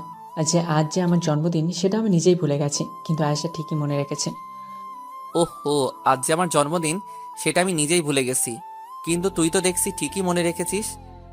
আমি জানি তো তুই ভুলে যাবি, তোর কোনোদিন তোর জন্মদিনের কথা মনে থাকে বলতো? কিন্তু তুই আমার জন্মদিনের দিনটা ঠিকই মনে রাখতে পারিস, খালি নিজেরটা পারিস না। তুই প্রত্যেক বছর আমার জন্মদিনে কোনো না কোনো কিছু আমাকে গিফট করিস, কিন্তু আমি তা করতে পারি না। তাই ভাবলাম আজকে কিছু তোকে গিফট করব। আর এটা কিন্তু এই কালকে মার্কেটে গিয়েছিলাম, আর শেষ সময় তোকে আর ওই মেয়েটার সাথে দেখি। আচ্ছা বুঝলাম, কিন্তু তুই টাকা পেলি কোথায়? কেন? তুই বড় আম্মু বড় আব্বু যখন হাত খরচের টাকা দিত, সেগুলো টাকা জমিয়ে রেখেছিলাম, আর সেই টাকা দিয়েই কাল তোর জন্য 2টা শার্ট কিনেছি। তা কেমন হয়েছে বললি না তো? খুব খুব সুন্দর হয়েছে। আমার চোখের পানিতে ভরে গেল। এটা কোনো দুঃখের অশ্রু নয়, এটা আনন্দের অশ্রু। কি রে, তোর চোখে পানি কেন? কই না তো, এমনি। আচ্ছা চল বাইরে চল, তোর জন্য আরো একটা সারপ্রাইজ আছে। কি বলছিস? আরও একটা সারপ্রাইজ? বাহ, বেশ ভালো তো। তারপর ঘর থেকে বের হয়ে উঠানে গিয়ে দেখি সেখানে নানান রঙের বাতি জ্বালানো হয়েছে। তারপর আয়শা পেছন থেকে আমার চোখ দুটো চেপে ধরলো। আমি কিছুই দেখতে পাচ্ছি না। কিরে, কি হলো? চুপ, কোনো কথা বলবি না, আস্তে আস্তে আমার সাথে সামনে যা। তারপর আয়শা আমাকে আস্তে আস্তে সামনে নিয়ে গেল। এবার চোখ খুলে দিল। হ্যাপি বার্থডে অবি। এখানে দেখছি আঙ্কেল, রনি, নুপুর ও তানিশের সবাই আছে, কিন্তু তারা কখন এলো? আঙ্কেল, আপনারা কখন এলেন? এইমাত্র এলাম, দেখলাম তুমি তোমার ঘরে ছিলে, তাই সেখানে যাইনি। আর এটা তো সারপ্রাইজ। আপনারা কিভাবে জানলেন যে আজকে আমার জন্মদিন? তোমার বাবা মা আমাকে ফোন দিয়ে বলেছে। আমি বললাম আপনারা আয়োজন করুন, আমি আসছি তোমাকে সারপ্রাইজ দেওয়ার জন্য। তোমাকে না জানিয়ে চলে এলাম। নাও নাও, এবার কেকটা কাটো। তারপর সবার কথা মতো কেকটা কাটলাম। তারপর সবাইকে নিজে হাতে খাইয়ে দিলাম। তারপর সবশেষে মা, আয়শা ও আন্টি মিলে সব কিছু গোছাচ্ছিল। আজ যে আপনার জন্মদিন সেটা তো আমাকে বলেননি। আসলে আজকে যে আমার জন্মদিন সেটা আমি নিজেও উপলব্ধি করতে পারিনি। আমাকে প্রথম আয়েশা উইশ করে, তারপর আমি বুঝতে পারি আমার জন্মদিন। খুব ভালো, আশা করি আপনার সামনের দিনগুলো ভালো কাটুক। ধন্যবাদ আপনাকে। তারপর আঙ্কেল, আন্টি, তানিশা সবাই চলে গেলেন। রাতে খাওয়া দাওয়া করে ঘুমিয়ে গেলাম। সকালে ঘুম থেকে উঠে ফ্রেশ হয়ে নাস্তা করে আঙ্কেলের বাড়ি রওনা দিলাম। সামনে ইলেকশন, সেটা নিয়ে কিছু ভাবতে হবে। আঙ্কেল, সামনে তো ইলেকশন, সেটা নিয়ে কিছু ভাবলেন? হ্যাঁ, তাই একটু ভেবেছি। আমার তো বয়স হয়ে যাচ্ছে, তাই আমি চাচ্ছি যে এবার আর ইলেকশনে দাঁড়াবো না। কি বলছেন এগুলো? আপনি এখানকার এত উন্নতি করলেন, আপনার জন্য কত গরিব দুঃখী সাহায্য পেয়েছে। আপনি যদি এই জায়গাটা ছেড়ে দেন তাহলে কিভাবে হবে? পরবর্তীতে যে আসবে সে যদি এদের প্রতি অন্যায় করে, এলাকার মানুষদের প্রতি অন্যায় করে, তাছাড়া সবাই আপনাকে এত শ্রদ্ধা করে, সম্মান করে, তারা কিছুতেই চাইবে না আপনি আপনার জায়গাটা ছেড়ে দিন। দেখো অবি, আমার এই বিষয়টা মাথায় আছে, তাই আমি চাচ্ছি আমার দলে এমন একজনের কাছে দিতে যে গরিবদের কথা ভাবে, এলাকার কথা ভাবে, দেশের কথা ভাবে। আর এমন মানুষ আমি পেয়ে গেছি। তাই নাকি আঙ্কেল? তাহলে কে সে? কেন, তুমি? এসব কি বলছেন আপনি? আমি আপনার জায়গায় বসবো এটা অসম্ভব। আমি চাই না আমি আপনার জায়গাটা কেড়ে নেই বা আপনার জায়গায় আমি বসি। কে বলেছে যে তুমি আমার জায়গাটা কেড়ে নিচ্ছ? আমি চাচ্ছি তুমি সামনের ইলেকশনে আমার হয়ে দাঁড়াবে, আর আমার বিশ্বাস তুমি ঠিক জয়ী হবে। তোমাকে সবাই চিনে, তোমাকে সবাই শ্রদ্ধা করে। তুমি গরিব দুঃখীদের জন্য কি না করেছো, এলাকার জন্য কি করেছো। আশেপাশের কলেজ, স্কুল যেখানে সবসময় মেয়েদের উত্ত্যক্ত করা হয়তো, ইপ্রিজিং করা হয়তো, সেখানে সকল চিত্র তোমাকে দেখে সবাই ভোট দিবে, দেখে নিও। কিন্তু আঙ্কেল, আমি কি করে? আর কোনো কিন্তু নয়। তুমি কি চাও না এই এলাকার, এই সমাজের আশেপাশের যত এলাকা আছে, এমনকি পুরো দেশের চিত্রটা পাল্টে দিতে? এটা তোমার স্বপ্ন। তুমি তো সবসময় স্বপ্ন দেখেছো দেশের উন্নতি করতে, দেশের মানুষের জীবনযাত্রা মান উন্নতি করতে, গরিব দুঃখীর জন্য আর অত্যাচার সহ্য না করতে, বেকার শিক্ষিত ভাইদের জন্য চাকরির জন্য কষ্ট করতে না হয়। এমনকি তুমি দেশের সকল কিছু চিত্র পাল্টে দিতে চেয়েছো, যেখানে মেধা ছাড়া, যোগ্যতা ছাড়া টাকার বিনিময়ে সবাই চাকরি পাচ্ছে না। তুমি তো কখনো এটা চাওনি। আমি জানি হয়তো তুমি একা পাল্টাতে পারবে না, কিন্তু চেষ্টা তো চালিয়ে যেতে হবে। সবাইকে এক করতে হবে। এক করে এই দেশটাকে সুনীল সমাজে পরিণত করতে হবে। তুমি তো এই সমাজের এই বড় হয়েছো, তুমি তো জানো গরিবের কষ্ট। প্লিজ না করো না। আচ্ছা আচ্ছা আঙ্কেল, ঠিক আছে, আমি সামনের ইলেকশনে দাঁড়াবো। আলহামদুলিল্লাহ, তোমার কথা শুনে খুশি হলাম। আমি তাহলে সবকিছু প্রস্তুতি নেই। ইলেকশন তো আর বেশি দিন নেই। ঠিক আছে, আপনি যা করবেন তাই হবে। মামা মামা, আমি নূপুর রনিকে নিয়ে একটু বাইরে গেলাম। পাশে থেকে একটা মেয়ের কণ্ঠ শুনে তাকিয়ে দেখি এই সেই মেয়েটি যাকে আমি একবার বাঁচিয়েছিলাম, যার বিনিময়ে সে আমাকে অপমান করেছিল সবার মাঝে। তার মেয়েটি আমার দিকে তাকিয়ে অবাক হয়ে গেল। কিরে তুই তুই এখানে কি করছিস? আফিফা, তুমি এঁকে চেনো কিভাবে? চিনি মানে? খুব ভালো করে চিনি, 1 নম্বরে বাজে ছেলে। দেখুন, আপনি কিন্তু আমাকে সেদিন অনেক অপমান করেছিলেন, মুখ বুজে শুনে নিয়েছিলাম। আমি কি আপনার কোনো ক্ষতি করেছিলাম? বরং আমি আপনার জীবন বাঁচিয়েছিলাম। তার বিনিময়ে আপনি কি করলেন? আমাকে অপমান করেছিলেন। বেশ করেছি, অপমান করেছি। তুই কেন আমার হাত ধরেছিলি? আমি কি আপনার ইচ্ছে করে হাত ধরেছিলাম? আপনাকে বাঁচাতেই তো আপনার হাতটা ধরেছিলাম। আচ্ছা আচ্ছা, আফিফা, অবি, তোমরা একটু শান্ত হও। আমাকে সবকিছু খুলে বলো, কি হয়েছে? আর তোমরা একে অপরকে চেনো নাকি, বা কি করে? আঙ্কেল, মনে আছে সেদিনের কথা, যেদিন আমি আপনার কাছে এসেছিলাম চাকরির জন্য? আপনি আমার চাকরিটা দিয়েছিলেন। সেদিন বাসায় ফিরতেছিলাম, ঠিক সেই সময় দেখতে পেলাম একটি মেয়ে ফোনে কথা বলতে বলতে রাস্তার মাঝখানে চলে যাচ্ছিল। সেই সময় তার দিকে পিছন দিক থেকে ফুল স্পিডে একটা ট্রাক ফিরে আসছিল। তাই আর কোনো উপায় না পেয়ে তার হাত ধরে টান দেই, যার কারণে তিনি প্রাণে বেঁচে যান। ঠিক সেই সময়ই আপনার গুণধর ভাগ্নি আমাকে ধন্যবাদ না জানিয়ে উল্টো চড় মারে আর নানাভাবে অপমান করতে থাকে আমি তার হাত স্পর্শ করেছি বলে। আফিফা মামুনি, তুমি ভীষণ অন্যায় করেছ। ওনার কাছে ক্ষমা চাও, বলো সরি। আমি আর কোনো কথা বলতে চাই না, তুমি সরি বলো। ঠিক আছে, সরি। কে জানি কল কর, তারপর আঙ্কেলকে কে জানি কল করলো। তাই তিনি রিসিভ করে কথা বলতে বলতে অন্যদিকে চলে গেলে আর আমি মিটমিটি হাসি তাই দেখে। খুব হাসা হচ্ছে তাই না?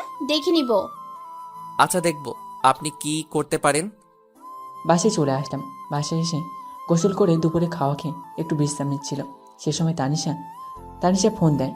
মেয়েটা যে এত বিরক্ত করে তা কি বলবো, পরিচয় না হয় ভালো ছিল। আসসালামু আলাইকুম। ওয়ালাইকুম আসসালাম। কখন পৌঁছেছেন বাসায়? সে তো অনেক আগেই পৌঁছেছি, এসে গোসল করে খাওয়া দাওয়া করে বিশ্রাম নিচ্ছি। শুনেন, আজ আমি আঙ্কেলের ওখানে যাচ্ছি, আপনি কিন্তু বিকেলে চলে আসবেন। কেন? কেন আবার? এমনি আসতে বলেছে, আসবেন। আচ্ছা, দেখা যাক। কোনো দেখা দেখি না, আপনাকে আসতেই হবে। আচ্ছা ঠিক আছে, যাব। এবার খুশি? খুশি। এবার বলুন কি করেন? কেন, একটু আগেই তো বললাম বিশ্রাম নিচ্ছি, ভুলে গেলেন ইতিমধ্যে? সরি, ভুলে গিয়েছিলাম। আচ্ছা আপনি বিশ্রাম নিন, আমি ফোন রাখলাম। আর বিকেলে আসছেন, এটা কিন্তু মনে থাকে। সেটার বলতে। তারপর তানিশা ফোনটা রেখে দিল। অমনি আঙ্কেলের ওখানে যেতে ইচ্ছে করছিল না। এখন আবার যেতে হবে, তোর ভাল লাগে না। আর আমার আঙ্কেলের ওখানে না যাওয়ার কারণটা হলো আফিফা নামে ওই মেয়েটা। দেখলে কেমন জানি গুন্ডি গুন্ডি ভাব, সামনে গেলে দেখে মনে হয় কাঁচা চেপিয়ে খাবে। কি আর করার, যেতে হবে, নাহলে ওদিকে তানিশা মরানি রাগ করবেন। বিকেলে দেখে আঙ্কেলের বাসায় গেলাম। গিয়ে দেখি তানিশা ও আফিফা একসাথে বসে গল্প করছে। আমাকে দেখে তানিশা বলল, আরে আপনি চলে এসেছেন, আপনার জন্য অপেক্ষা করতেছিলাম। তাই বুঝি? চলুন এবার কোথাও গিয়ে ঘুরে আসি। কি বলছেন এসব? এখন ঘুরতে যাব? হ্যাঁ, এখন গেলে কি হবে? চলুন না, প্লিজ প্লিজ প্লিজ। উফ, আপনি এত বাচ্চাদের মতো বায়না ধরেন কেন বলুন তো? তা না করলে যে আপনি আমার কথায় রাজি হন না। যাই হোক, চলুন প্লিজ প্লিজ প্লিজ। আচ্ছা, কি আর করার, চলুন। এই তানিশা, তোমরা কোথায় যাচ্ছ? এই বিকেল বেলায় এই এলাকাটা ঘুরে দেখতে যাব। যাবে নাকি আমাদের সাথে? তা গেলে মন্দ হয় না। তাহলে চলো। একটাকে নিয়েই পারি না, আর একটা কপালে ছুটল। তা আবার যে পথ মেজাজি। রাস্তায় আবার কি হয় ঠিক নেই, হাল্লা ভাঁচিয়ে নিও। জানো আপু, এখানকার পরিবেশটা না অনেক সুন্দর। সামনে একটা সুন্দর নদী আছে, চলো ওদিকে যাই, কিন্তু হাঁটতে হবে। ওকে, সমস্যা নেই, আমি হাঁটতে পারবো। বাব্বাহ, জমিদারি মেম সাহেব আবারও হাঁটতেও পারে দেখছি। এই এই, কি বললেন আপনি? মেয়েকে দেখছি তুমি থেকে আপনি বলা শিখে গেছে। যাক, ভালোই হলো। কই কিছু বলিনি তো। কি বললেন? আমি জমিদারি ম্যাম সাহেব? আমি এই গ্রামের পথ দিয়ে হাঁটতে পারবো না, তাই তো? এরে, সব শুনে ফেলেছে দেখছি। না, আমি আপনাকে ওইসব কিছু বলতে পারি? আপনি তো খুব ভালো, ভদ্র, নম্র ও শান্তশিষ্ট মেয়ে। আপনাকে কিছু বলতে পারি? হয়েছে তেলমারা, সামনের দিকে তাকিয়ে হাঁটুন, না হলে পড়ে যাবেন। হ্যাঁ, হাঁটছি তো। কেমন আছো চাচি? একটি বৃদ্ধ মহিলা রাস্তার পাশে বসেছিল। তাকে বললাম, এদের সবাইকে আমি চিনি, তারাও আমাকে ভালো করেই চেনে। জি বাবা, আমি খুব ভালো আছি। তুমি কেমন আছো? আলহামদুলিল্লাহ, আপনাদের দোয়ায় ভালোই আছি। তা কোথাও যাইতেছিলে নাকি? জি চাচি, এদেরকে নিয়ে একটু সামনে যাব, ঘুরিয়ে নিয়ে আসি। ওহ আচ্ছা, এরা কারা? চিনতে পারলাম না তো। চাচি, এরা হলো আসাদ আঙ্কেলের ভাগ্নি ও বন্ধুর মেয়ে। ওহ আচ্ছা বাবা। সে সময় তানিশা আমাকে বলল, অভি, আমার খুব পানির তেষ্টা পেয়েছে, আমাকে কোথাও থেকে পানি এনে খাওয়াতে পারবেন? মেয়ের কথা শোনো, আমার বাড়ির সামনে খাড়াইয়া জিজ্ঞেস করে পানি পাইবো নাকি। তোমরা পানির তৃষ্ণা লাগছে, আমার বাড়ির ভেতর আসো, আমি তোমাদের পানি খাওয়াইতেছি। তারপর তানিশা আমার দিকে তাকালো। আমি বুঝতে পেরেছি সে কি বলতে চাইছে। আমি বললাম, কোনো সমস্যা নেই, চলো।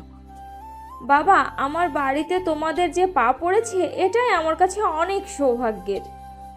তারপর চাচি আমাদের বসার জন্য 3 জনকে চেয়ার দিলেন, আর সাথে কয়েকটা মিষ্টি ও ঠান্ডা শরবত দিলেন। আরে চাচি, করেছেন কি এগুলো? কেন বাবা, আমি কি কোনো ভুল করছি? না, আপনি কোনো ভুল করেননি। আপনি কেন আবার এগুলো কষ্ট করে আনতে গেলেন? কি যে বলো বাবা, তোমরা এই প্রথম আমার বাড়িতে আসছো, সামান্য এইটুকু তো খেতেই হবে। তারপর চাচির কথায় আর না করলাম না। তারপর দেখতে দেখতে প্রায় সন্ধ্যা হওয়ার অবস্থা। তারপর চাচিকে বিদায় জানিয়ে আমরা নদীর তীরে পৌঁছালাম। সেখানে অনেক মানুষ ঘোরাফেরা করছে। আসলে এই সময়টাই নদীর তীরে মানুষের আনাগোনা বেশি। অভি অভি প্লিজ, ওদিকে চলেন। ওই যে দেখতে পাচ্ছেন, ওখানে ফুচকা বিক্রি হচ্ছে, আমি খাবো। সন্ধ্যা হয়ে গেল, আর এখন আপনার খাওয়ার ইচ্ছা হয়েছে? ভীষণ ইচ্ছে হয়েছে। প্লিজ চলো না। আপু, তুমি বলো না। তানিশা আপু যখন চাচ্ছে তো চলুন। আচ্ছা ঠিক আছে, চলুন। তারপর ফুচকা দোকানের সামনে তাদের 2 জনকে নিয়ে এলাম। এমনভাবে ফুচকা আছে যেন কোনোদিন খায়নি। আপনি দাঁড়িয়ে থাকলেন কেন? বসুন, হা করুন, আমি আপনাকে ফুচকা খাইয়ে দিই। তার দরকার নেই, আপনারাই খান। তারপর আরো বেশি কিছুক্ষণ ঘোরাঘুরি করে তানিশা ও আবিবাকে আঙ্কেলের ওখানে পৌঁছে দিয়ে আমি বাড়ি গেলাম। কি রে, আজকে এত দেরি হলো যে? কোথাও গিয়েছিলে নাকি? হ্যাঁ মা, আসলে আঙ্কেলের একটি ভাগ্নি এসেছে, আর তানিশা বায়না করছিল বলে তাদের 2 জনকে নিয়ে নদীর তীরে ঘুরতে নিয়ে গেছিলাম, তাই তো আজকে একটু দেরি হলো। আয়েশার দিকে তাকিয়ে দেখলাম সে তো রেগে চোখ মুখ লাল করে ফেলেছে।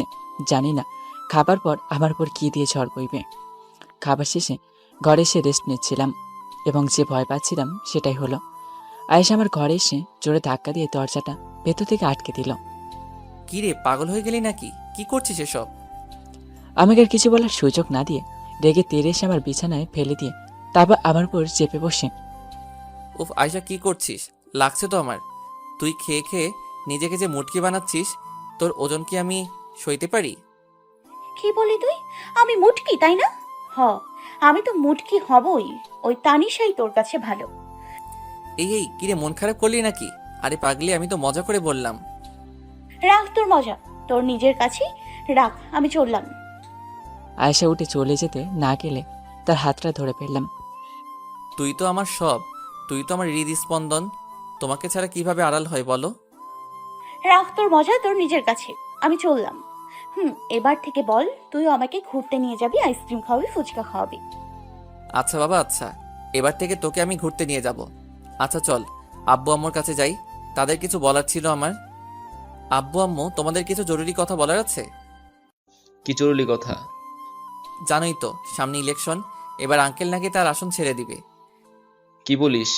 কে সব এমপি সাহেবের এমন কাজ করতে যাচ্ছেন? কেন, তিনি যদি তার আসন ছেড়ে দেন তাহলে তো আমাদের মতন গরিবের মানুষের সাথে দাঁড়াবে কে? হ্যাঁ, সেই আসাদ আঙ্কেল একটি কাজ করেছে। কি কাজ করছে? আসাদ আঙ্কেল চান আমি এবার তার বদলে ইলেকশনে দাঁড়াই। তুই দাঁড়াবি? হ্যাঁ বাবা, প্লিজ না করো না। তিনি আমাকে এই জায়গাটা যোগ্য হিসেবে মনে করেছেন কিসের জন্য জানো? কারণ সবাই আমাকে ভালোবাসে বলে, আমার প্রতি সবার আস্থা আছে বলে, আর তিনি চাননি তার জায়গায় অন্য কেউ বসুক, কেননা সবাই তো আর আসাদ আঙ্কেলের মতো ভালো মানুষ না। অনেক বোঝানোর পর বাবা মা এই ইলেকশনের জন্য রাজি হলেন। কদিন ধরে খুব ব্যস্ততার মাঝে দিন কাটাচ্ছি, এখানে ওখানে অনেক জায়গায় যেতে হচ্ছে। আস্তে আস্তে ভোটের দিন ঘনিয়ে এলো। ভোটের আগের দিন আমি আর আমাদের দলের সাথীরা প্রচারণা শেষ করে যে যার মতো বাড়ি ফিরছিলাম। বারে, এবার আবার তাহলে আশাদের জায়গায় তুই ভোটে দাঁড়াচ্ছিস? বাহ, বেশ ভালো তো। কেন, দাঁড়ালে কি তোদের সমস্যা? হয়তো সমস্যা থাকতে পারে, কারণ তোরা তোর গরিবের ধন আত্মসাৎ করতে পারছিস না, তাই তো? অভি, মুখ সামলে কথা বলে দিলাম। কারা গরিবের ধন আত্মসাৎ করছে? আমাদের সময় তারা অনেক উপকৃত হয়েছে। তাই নাকি? তা তো গরিবদের মধ্যে দেখা যাচ্ছে। এত কথা বাড়িয়ে লাভ নেই, কালকে হবে এর আসল খেলা, দেখা যাবে। তারপর আমরা সেখান থেকে চলে এলাম। পরবর্তী দিনে ভোটের আয়োজন সবকিছু শুরু হলো। আমি আমাদের দলের লোকদের বলে দিলাম, আপনারা সবসময় সব দিকে খেয়াল রাখবেন, কোথাও যেন অন্যায় না হয়। তাদের উপরে আমার কোনো প্রকার বিশ্বাস নেই। শত্রুদের দুর্বল ভাবাটা এটা অন্যায়, আর চাই না কেউ অন্যায়ের পথে ধাবিত হোক। আপনারা সবাই সব দিক দিয়ে সজাগ থাকবেন। জি ভাইয়া। তারপর তারা যে যার মতো চলে গেল। আমি সেখানে বসে রইলাম। কিছুক্ষণ পরে আজকে আমার আঙ্কেল কাছে আসলেন। কি অবি, তোমাকে আনসাপ দেখাচ্ছে কেন? না আঙ্কেল, ওই একটু আর কি। তুমি কোনো চিন্তা করো না, আল্লাহ রহমতে দেখবে তুমি জয়ী হবে। নার্ভাস হওয়ার কোনো চিন্তা নেই। আর তুমি যদি নার্ভাস হও তাহলে তোমার দলের লোকজনের কি অবস্থা হবে ভেবে দেখেছো? তোমাকে সবসময় শক্ত থাকতে হবে। তুমি তো সবসময় এমনটাই ছিলে। আঙ্কেল, আপনি যখন আমাকে আপনার দলে যুক্ত করেন, তার আগে আমি রাজনীতি সম্পর্কে কিছুই জানতাম না। আপনি আমাকে এসব কিছু শিখিয়েছেন, জানিয়েছেন। তবে আজকে আমার জীবনের একটি অন্যতম পরীক্ষা, যেখানে ফেল করলে হয়তো সব শেষ। তাই একটু নার্ভাস আছি আর কি। তুমি কখনো ফেলই করতে পারো না, দেখবে সব ঠিক আছে। আস্তে আস্তে ঘনিয়ে এলো সেই কাঙ্ক্ষিত সময়টি। এখনই জানা যাবে কে জয়লাভ করেছে আর কে পরাজয় লাভ করেছে। কিন্তু কিছুক্ষণ পরে যা ঘোষণা করা হলো তা শুনে আমি নিজের কানকেও বিশ্বাস করতে পারছি না। 2,53,768 ভোটে জয়লাভ করেছে। আমি কিছুক্ষণ স্তব্ধ হয়ে সেখানে দাঁড়িয়ে রইলাম। আমি কি ঠিকই শুনেছি? এটা ছিল আমার জীবনের প্রথম পরীক্ষা, যেটা আমি পাস করে গেছি। আমার দলের সবাই তো খুব খুশি। একে একে সবাই আমাকে স্বাগতম জানালো। সবার শেষে আরফিন এলো আমার কাছে। Congratulation my dear. যাক, তাহলে অবশ্যই সেই ভোটে জয়লাভ করলি তুই। আমার বড় একটা উপকার করলি রে, যে উপকারটা কোনো দিনও ভুলবো না। তারপর আরফিন তার দলের সব লোকজনকে নিয়ে চলে গেল। আপনাদের তো বলাই হয়নি, আরফিন পেয়েছিল 1,88,397টা ভোট। কংগ্রাচুলেশন মাই ইয়াং ম্যান। কি বলেছিলাম আমি তোমাকে দেখব, তুমি ঠিকই জিতে যাবে। কিন্তু আমার কথা সত্যি হলো তো আজ আমি খুশি, খুব খুশি। আজ আমার সবাইকে চিৎকার করে বলতে ইচ্ছে করছে, দেখো তোমরা, আমি আমার সফলতাকে পেয়ে গেছি। আমার জীবনে এই জয়টা যে কত মূল্যবান সেটা আঙ্কেলের চোখে স্পষ্ট দেখতে পাচ্ছি। তিনি যে আজকে এত খুশি হয়েছেন তা বলে বোঝাতে পারবো না, যার জন্য আল্লাহর কাছে অসংখ্য শুকরিয়া। তারপর আঙ্কেল ওখানে গেলে আন্টি আমাকে প্রথমে মিষ্টি মুখ করান। আমি জানতাম বাবা তুমি ঠিক জিতবে। আল্লাহর কাছে অনেক প্রার্থনা করেছি যাতে তুমি জয় লাভ করো। আল্লাহ আমার কথা শুনেছেন, তোমার প্রতি সদয় হয়েছেন। দোয়া করি তুমি যেন আরো সামনে এগিয়ে যাও, আমাদের সবার মুখ উজ্জ্বল করতে পারো। ধন্যবাদ আন্টি, দোয়া করবেন। এখন তো আমার আরো বিশাল দায়িত্ব, সেগুলো যেন আমি সততা ও নিষ্ঠার সাথে পালন করতে পারি। তোমার উপর আমাদের সব সময় দোয়া রইল। তারপর আমি আমার দলের লোকজনের কাছে গেলাম। সত্যি বলতে তারা যদি পাশে না থাকতো তাহলে হয়তো আমরা কখনোই সফলতা লাভ করতে পারতাম না। আমার এই সফলতার ভাগিদার এরা সবাই। আজ আমি তোমাদের উপর খুব খুশি। বলো তোমরা কি চাও? ভাইয়া, আমরা আপনার কাছে বড় কিছু চাই না। আমরা শুধু চাই আপনি আশাদ স্যারের মতো সততা আর নিষ্ঠাভাবে আপনি আমাদের কাজ চালিয়ে যান। এটাই হবে আমাদের কাছে সব থেকে বড় পাওয়া। ইনশাল্লাহ চেষ্টা চালিয়ে যাব অবশ্যই। আস্তে আস্তে আমার দিন কাটতে লাগলো। এতদিন আমি অনেক এগিয়ে গেছি আমার পথে। আমি আশাদ আঙ্কেলের মতো পারছি কিনা জানি না, তবে আমি সর্বদা চেষ্টা করেছি আমার ভালোটা দেওয়ার, সর্বদা সবাইকে ভালো রাখার। বাড়ি যাচ্ছিলাম, ঠিক সেই সময় আফিফা ফোন দেয়। আপনাদের তো বলা হয়নি, আফিফা আর আমার সম্পর্কটা আগের মতো নেই, এখন আমরা বন্ধুর মতো। অভি, তুমি কোথায়? কেন, কি হয়েছে? কাজ শেষে বাড়ি ফিরছি। ও, তুমি একটু নদীর তীরে দেখা করতে পারবে? এখন? হ্যাঁ, এখন। আচ্ছা ঠিক আছে, তুমি কিছুক্ষণ অপেক্ষা করো, আমি এখনই চলে আসছি। তারপর আফিফার কথা মতো নদীর তীরে গেলাম। গিয়ে দেখি আফিফা আমার জন্য আগে থেকে অপেক্ষা করছে। কখন এসেছো তুমি? কিছুক্ষণ হলো। তা কিসের জন্য ডাকলে? তোমাকে একটা কথা অনেকদিন ধরে বলবো বলবো ভাবছিলাম, কিন্তু বলতে পারিনি, তাই আজকে সে কথাটা বলতে চাচ্ছি। তা বলো, কি এমন কথা যার জন্য আমাকে জরুরি এখানে ডাকলে? আমি তোমাকে ভালোবাসি অভি। আফিফার কথা শুনে আমি অবাক হয়ে গেলাম। কি বলছে কি সে? কি বলছো কি তুমি? তোমার মাথা ঠিক আছে তো? হ্যাঁ, আমার মাথা একদম ঠিক আছে। আমি সুস্থ মাথায় তোমাকে ভেবে চিন্তে কথাটা বলছি। এই কথাটা তোমাকে জানানোর অনেক চেষ্টা করেছি, কিন্তু তুমি বুঝতে পারোনি, যার জন্য আমি তোমাকে কথাটা বললাম। প্লিজ তুমি না করো না, আমি চাই সারা জীবন তোমার কাছে পেতে। দেখো আফিফা, এটা কখনোই সম্ভব নয়। কেন? আমি কি দেখতে শুনতে খারাপ, নাকি আমাদের প্রথম দেখা হওয়ার ঘটনাটার জন্য তুমি আমাকে মেনে নিতে পারছো না? আমার সাথে ঘটে যাওয়া প্রথম ঘটনাটা তো আমি কবেই ভুলে গেছি, আর সেটা আমি আর মনে করতে চাই না। তুমি তো আমার চাচাতো বোন আয়েশাকে চেনো, তাই না? হ্যাঁ, তাকে তো আমি চিনি। তাহলে শুনে নাও, তুমি তো আমাকে কয়দিন আগে থেকে ভালোবাসো। আয়েশা আমাকে সেই ছোটবেলা থেকে ভালোবাসে, আর সে শুধু আমাকে ভালোবাসে সেটা বললে ভুল হবে, কেননা আমিও তাকে ভালোবাসি, অনেক বেশি ভালোবাসি তাকে আমি, আর আমি তাকে ঠকাতে চাই না। আশা করি তুমি আমার কথাটা বুঝতে পেরেছো। এখন সিদ্ধান্ত তোমার, তুমি চাইলে আমাদের বন্ধুত্বটা এখানে সমাপ্ত করতে পারো, আমি না করব না। আফিফা কিছু না বলে রাগ দেখিয়ে চলে গেল। জানি না সে কি করবে বাড়িতে গিয়ে, কোনো কিছু উল্টোপাল্টা না করলেই ভালো। তারপর আমিও বাড়ি চলে গেলাম। মনটা খারাপ, আর মন খারাপের কারণ হলো আফিফা। বাসে গিয়ে দেখি আবু আম্মু কি নিয়ে যেন আলোচনা করছে। যাক বাবা, চলে এসেছিস তাহলে? হ্যাঁ, কেন, কিছু বলবে কি? হ্যাঁ, আমি আর তোর বাবা মিলে একটা সিদ্ধান্ত নিয়েছি। নিজের পায়ে দাঁড়িয়ে পড়েছিস, তাই ভাবছি তোর বিয়েটা দিয়ে দিই। কিন্তু মা, এখন কেন এসব? এখন না তো কখন, বুড়ো হয়ে গিয়ে করবি? আর পাত্রী যদি বাড়ির ভেতরেই কেউ একজন হয়, তাহলে আর দেরি কিসের? কি বলছো তুমি মা?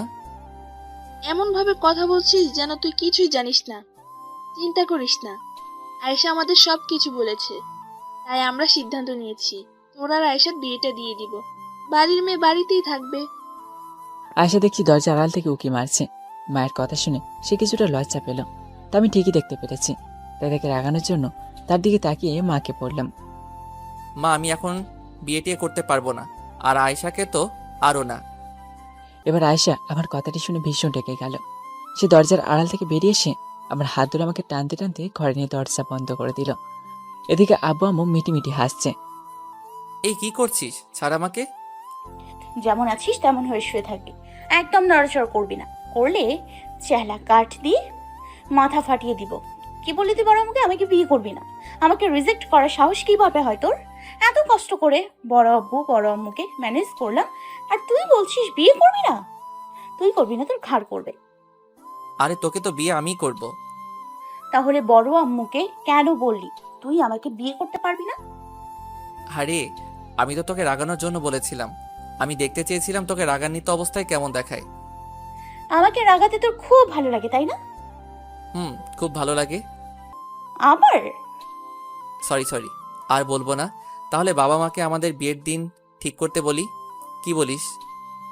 আমার তো তর্স হয়েছে না, কবে যে তোর এই ঘর আসতে পারবো। যখন এই ঘরটা আমার নিজের হবে, আমি সব কিছু নিজের হাতে গুছিয়ে রাখবো। রাতে আমি তোর বুকে মাথা দিয়ে ঘুমাবো। বাব্বা মহারানী, আপনি তা তো একটু একটু ভাবতে হবে, দেখতে হবে না মহারাজের বউ হতে যাচ্ছে বলে কথা। কেটে গেল 3-4 দিন। আবিবার সাথে কোনো কথা হচ্ছে না। আমার ফোনে অনেকবার ট্রাই করেছি, কিন্তু যতবারই ফোন দিয়েছি ততবারই বলছে নাম্বারটিতে এই মুহূর্তে সংযোগ দেওয়া সম্ভব হচ্ছে না। এতদিন হয়ে গেল, তবুও তার ঠিকানাটা জানি না। আমাদের যতবারই দেখা হয় আঙ্কেলের বাড়ি থেকেই। ভাবলাম আজকে আঙ্কেলের থেকে ঠিকানাটা নিয়ে আবিবার সাথে দেখা করে আসবো। বিকেলে আমার অফিস থেকে বাড়ি যাব, সেই সময় দেখি তানিশার ফোন। তানিশার সাথে বেশ কয়েকদিন যোগাযোগ হয় না। না, আমি তোমাকে ইচ্ছে করে যোগাযোগ করিনি। আজ একজনকে আমার মনের কথাটা জানাবো। ও তাই নাকি? তা কে সে? সেটা তুমি নদীর পাড়ে আসলেই বুঝতে পারবে। এখনই চলে আসো, আমি তোমার জন্য অপেক্ষায় আছি। আচ্ছা ঠিক আছে, 5 মিনিট অপেক্ষা করো, 10 মিনিটের ভিতরে আসতেছি। কে দেখি তানিশা দাঁড়িয়ে আছে। এই যে ম্যাডাম, চলে এসেছি। তো আর কাউকে তো দেখতে পাচ্ছি না। কেন, আর কে থাকবে এখানে? না, তুমি যে বলেছিলে কাউকে তোমার মনের কথা জানাতে চাও, তাই বললাম সে আসেনি। আরে বোকা, আমার মনের কথাটা তো তোমাকেই বলতে চাই। কি? আমাকে? হ্যাঁ, তোমাকেই বলার জন্য আমি এখানে এসেছি। তোমাকে অনেকদিন ধরে বলবো বলবো ভাবছি, কিন্তু বলার সাহস পাইনি। তাই আজ তোমাকে আমি আমার মনের কথাটা বলতে চাই। আমি তোমাকে ভালোবাসি। না, এবার মাথা ঘোরাচ্ছে মনে হচ্ছে। এবার সত্যি পড়ে যাব। সেদিন আফিফা, আজকে আবার তানিশা। হে আল্লাহ, তুমি কাদের পারলে আমাকে পেরলে। কি হলো তোমার? তুমি ঠিক আছো তো? হ্যাঁ ঠিক আছে আমি। আচ্ছা, তুমি আর আফিফা মিলে কি শুরু করেছো বলো তো? আফিফা আপুর আবার তোমার সাথে কি করলো? আফিফা ও কয়েকদিন আগে এসেছিল, এসে বলল সে নাকি আমাকে ভালোবাসে। কি বলছো তুমি এসব? আফিফা আপু এসেছিল তোমাকে প্রপোজ করতে, পরে তুমি কি বললে? দেখো তানিশা, তুমি আর আফিফা সব সময় আমার বন্ধু ছিলে, বন্ধুই থাকবে। আরে এটা তো তুমি জানতে যে আয়েশা আমাকে পছন্দ করে। সেটা তো জানতাম।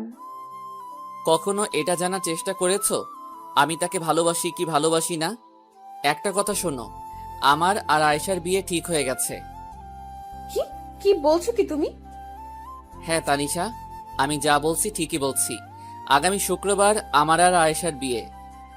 তোমার আর আয়েশার বিয়ে? সে কথাটা আগে বলতে পারোনি, তাহলে হয়তো আর এতটা কষ্ট পেতাম না। আচ্ছা যাই হোক, বাদ দাও। শুভকামনা রইল তোমাদের নতুন জীবনের শুরু করার জন্য।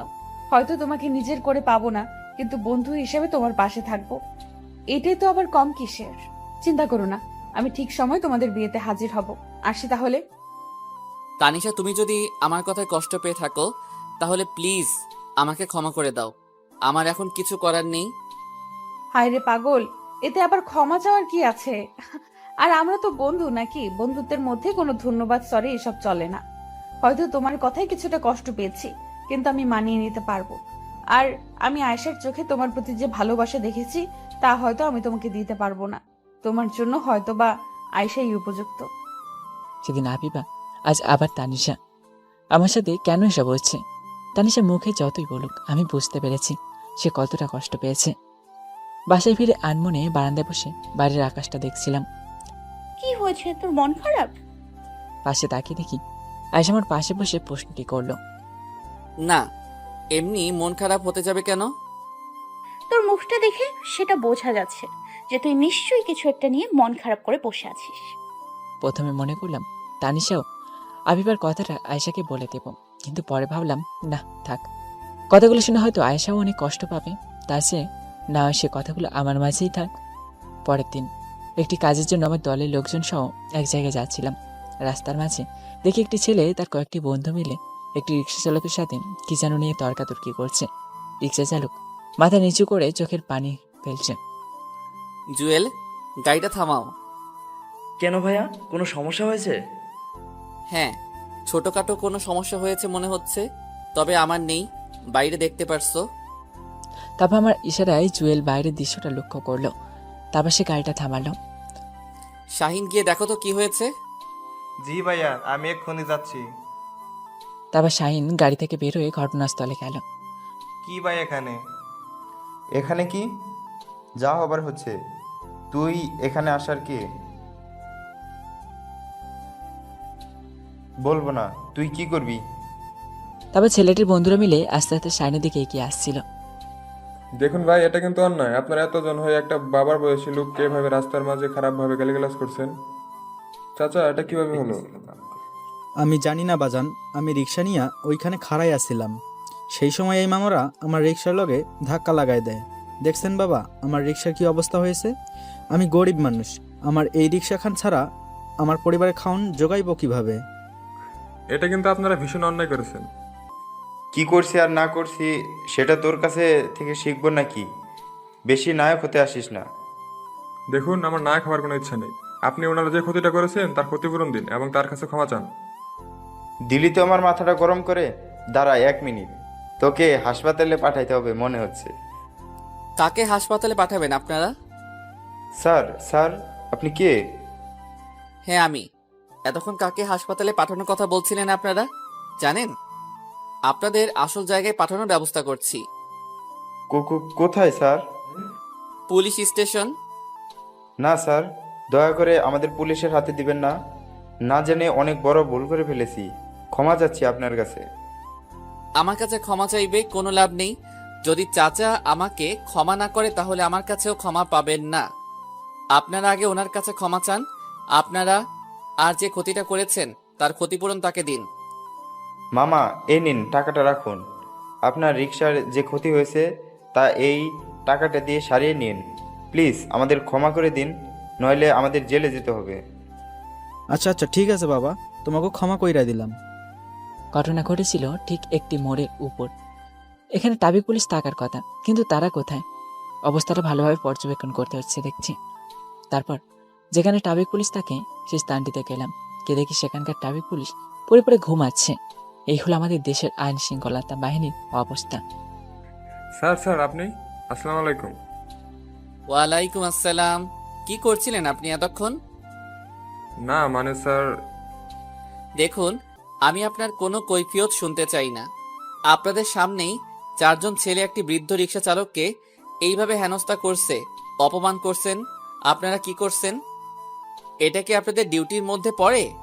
রাস্তাঘাটে কোনো বিপদ আপদের জন্য সব সময় আপনারা আছেন, কিন্তু আপনারা যদি এভাবে আপনাদের দায়িত্ব পালন করেন তাহলে রাস্তাঘাটের অবস্থাগুলো কি হবে বুঝতে পেরেছেন? এভাবে যদি ডিউটি করতে থাকেন তাহলে এমনভাবে গরিবদের সবসময় লাঞ্ছনা করা হবে। সেটা কি আপনারা চেয়ে দেখবেন? এটা কি আপনাদের ডিউটি? অনেক বড় ভুল হয়ে গেছে, প্লিজ ক্ষমা করে দিন। সত্যি বলছি, আর কোনোদিন এমন ভুল করব না। এখন থেকে দায়িত্বশীলভাবে আমি আমার দায়িত্বটা পালন করব। মনে থাকবে তো? তারপর সেখান থেকে চলে গেলাম আমার কাজটিতে। মন্ত্রী সাহেব আমাদের দেখা করতে বলেছিলেন। আমি নতুন এমপি পদে দায়িত্ব নিয়েছি, সেজন্য কিছু আলোচনা করার জন্য ডেকেছিলেন, যেন আমি সবসময় দায়িত্বশীল মানুষ হয়ে কাজ করি। বাড়ি গেলাম। বাড়ি গিয়ে অবাক না হয়ে পারলাম না। আফিফা আবার কখন এলো? আফিফা, আয়েশা ও মা মিলে গল্প করছে আর হাসাহাসি করছে। আফিফাকে দেখে মনে হচ্ছে না যে সে কষ্টে আছে। আফিফা, তুমি এখানে? হ্যাঁ তুমি কখন এলে? আমি তো অনেকক্ষণ আগেই এসেছি। এসেই শুনলাম তুমি নাকি কোনো একটা কাজে বাইরে গিয়েছো, তাই তোমার জন্য অপেক্ষা করতেছিলাম। যাক, ভালোই হয়েছে। তবে এই কয়েকদিন তোমাকে ফোন দিলাম, তোমার ফোন বন্ধ ছিল কেন? আসলে মনটা ভীষণ খারাপ ছিল, যার জন্য ফোনটা অফ করে রেখেছিলাম। মনটা নিশ্চয়ই আমার জন্যই খারাপ ছিল, তাই না? আমি আমার ভুলটা অনুভব করতে পেরেছি। সেদিন তোমার সাথে যেভাবে আচরণ করেছিলাম তার জন্য অনেক দুঃখিত। তোমার সাথে অমন রাগ দেখিয়ে চলে যাবার পর আমারও ভীষণ কষ্ট লেগেছিল। সরি অভি, আমি না হয় সারা জীবন তোমার বন্ধু হয়ে থাকবো। দোয়া করি তুমি আয়েশাকে নিয়ে সুখে থাকো। ধন্যবাদ, তুমি তোমার ভুলটা বুঝতে পেরেছো, এজন্য আমি অনেক খুশি। আমাদের বিয়ের ব্যাপারে আয়েশা নিশ্চয়ই তোমাকে কিছু বলেছে? বলেছি, চিন্তা করো না। আমি বিয়ের দিন ঠিক সময়ে উপস্থিত থাকবো। হুম, তা বললে হবে না। তানিশা ও তোমাকে বিয়ের আগের দিন এখানে উপস্থিত থাকতে হবে। তোমরা না থাকলে আমার বউটাকে সাজাবে কে? আচ্ছা ঠিক আছে, আমরা বিয়ের আগের দিনই উপস্থিত থাকবো। এবার খুশি? আস্তে আস্তে ঘনিয়ে এলো বিয়ের দিন। আজ আমার আর আয়েশার বিয়ে। তানিশা ও আবিবা, রনি, নূপুর সবাই কালকেই চলে এসেছে। আঙ্কেল আন্টি আজকে আসবে। চারিদিকে শুধু আনন্দিত মুখরিত পরিবেশ, কিন্তু সেটা যেন বেশিক্ষণ রইল না। আয়েশাকে নাকি খুঁজে পাওয়া যাচ্ছে না। কোথায় গেল সে? কি বলছো কি তুমি মা? আয়েশা কোথায় গেল কাউকে কিছু না বলে, তাও আবার এমন সময়ে? আমি জানি না, পুরো বাড়িটা তন্ন তন্ন করে খুঁজে দেখলাম, কোথাও পেলাম না। আবার কেউ কিছু বলতেও পারছে না। যেখান থেকে পারিস আমার মেয়েটাকে খুঁজে এনে দে। মা তুমি শান্ত হও, কান্নাকাটি করো না, আমি দেখছি। আর কিছুক্ষণ পরই আমার ফোনটা বেজে উঠল। একটা অচেনা নাম্বার। ফোনটা রিসিভ করলাম। কি রে, কেমন লাগছে হবু বউকে? খুঁজে পাচ্ছিস না তাই না? আরফিন তুই? যা বাবা, অচেনা নাম্বার থেকে ফোন দিলাম তাও চিনে ফেললি? যাক ভালোই হয়েছে।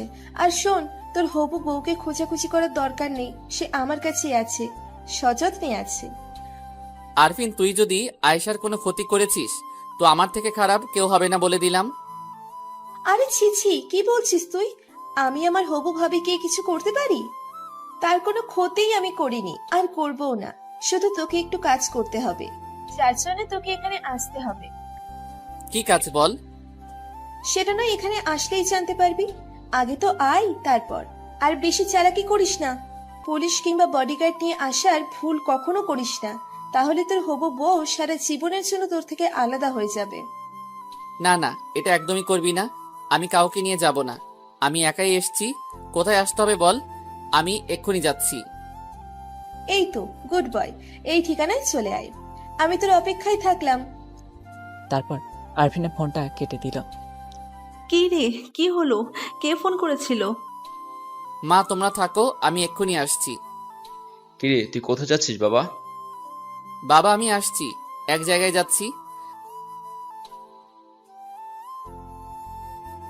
না তোমাদের যাবার দরকার নেই, তোমরা এখানেই থাকো, আর প্রয়োজন হলে আমি ডেকে নিব।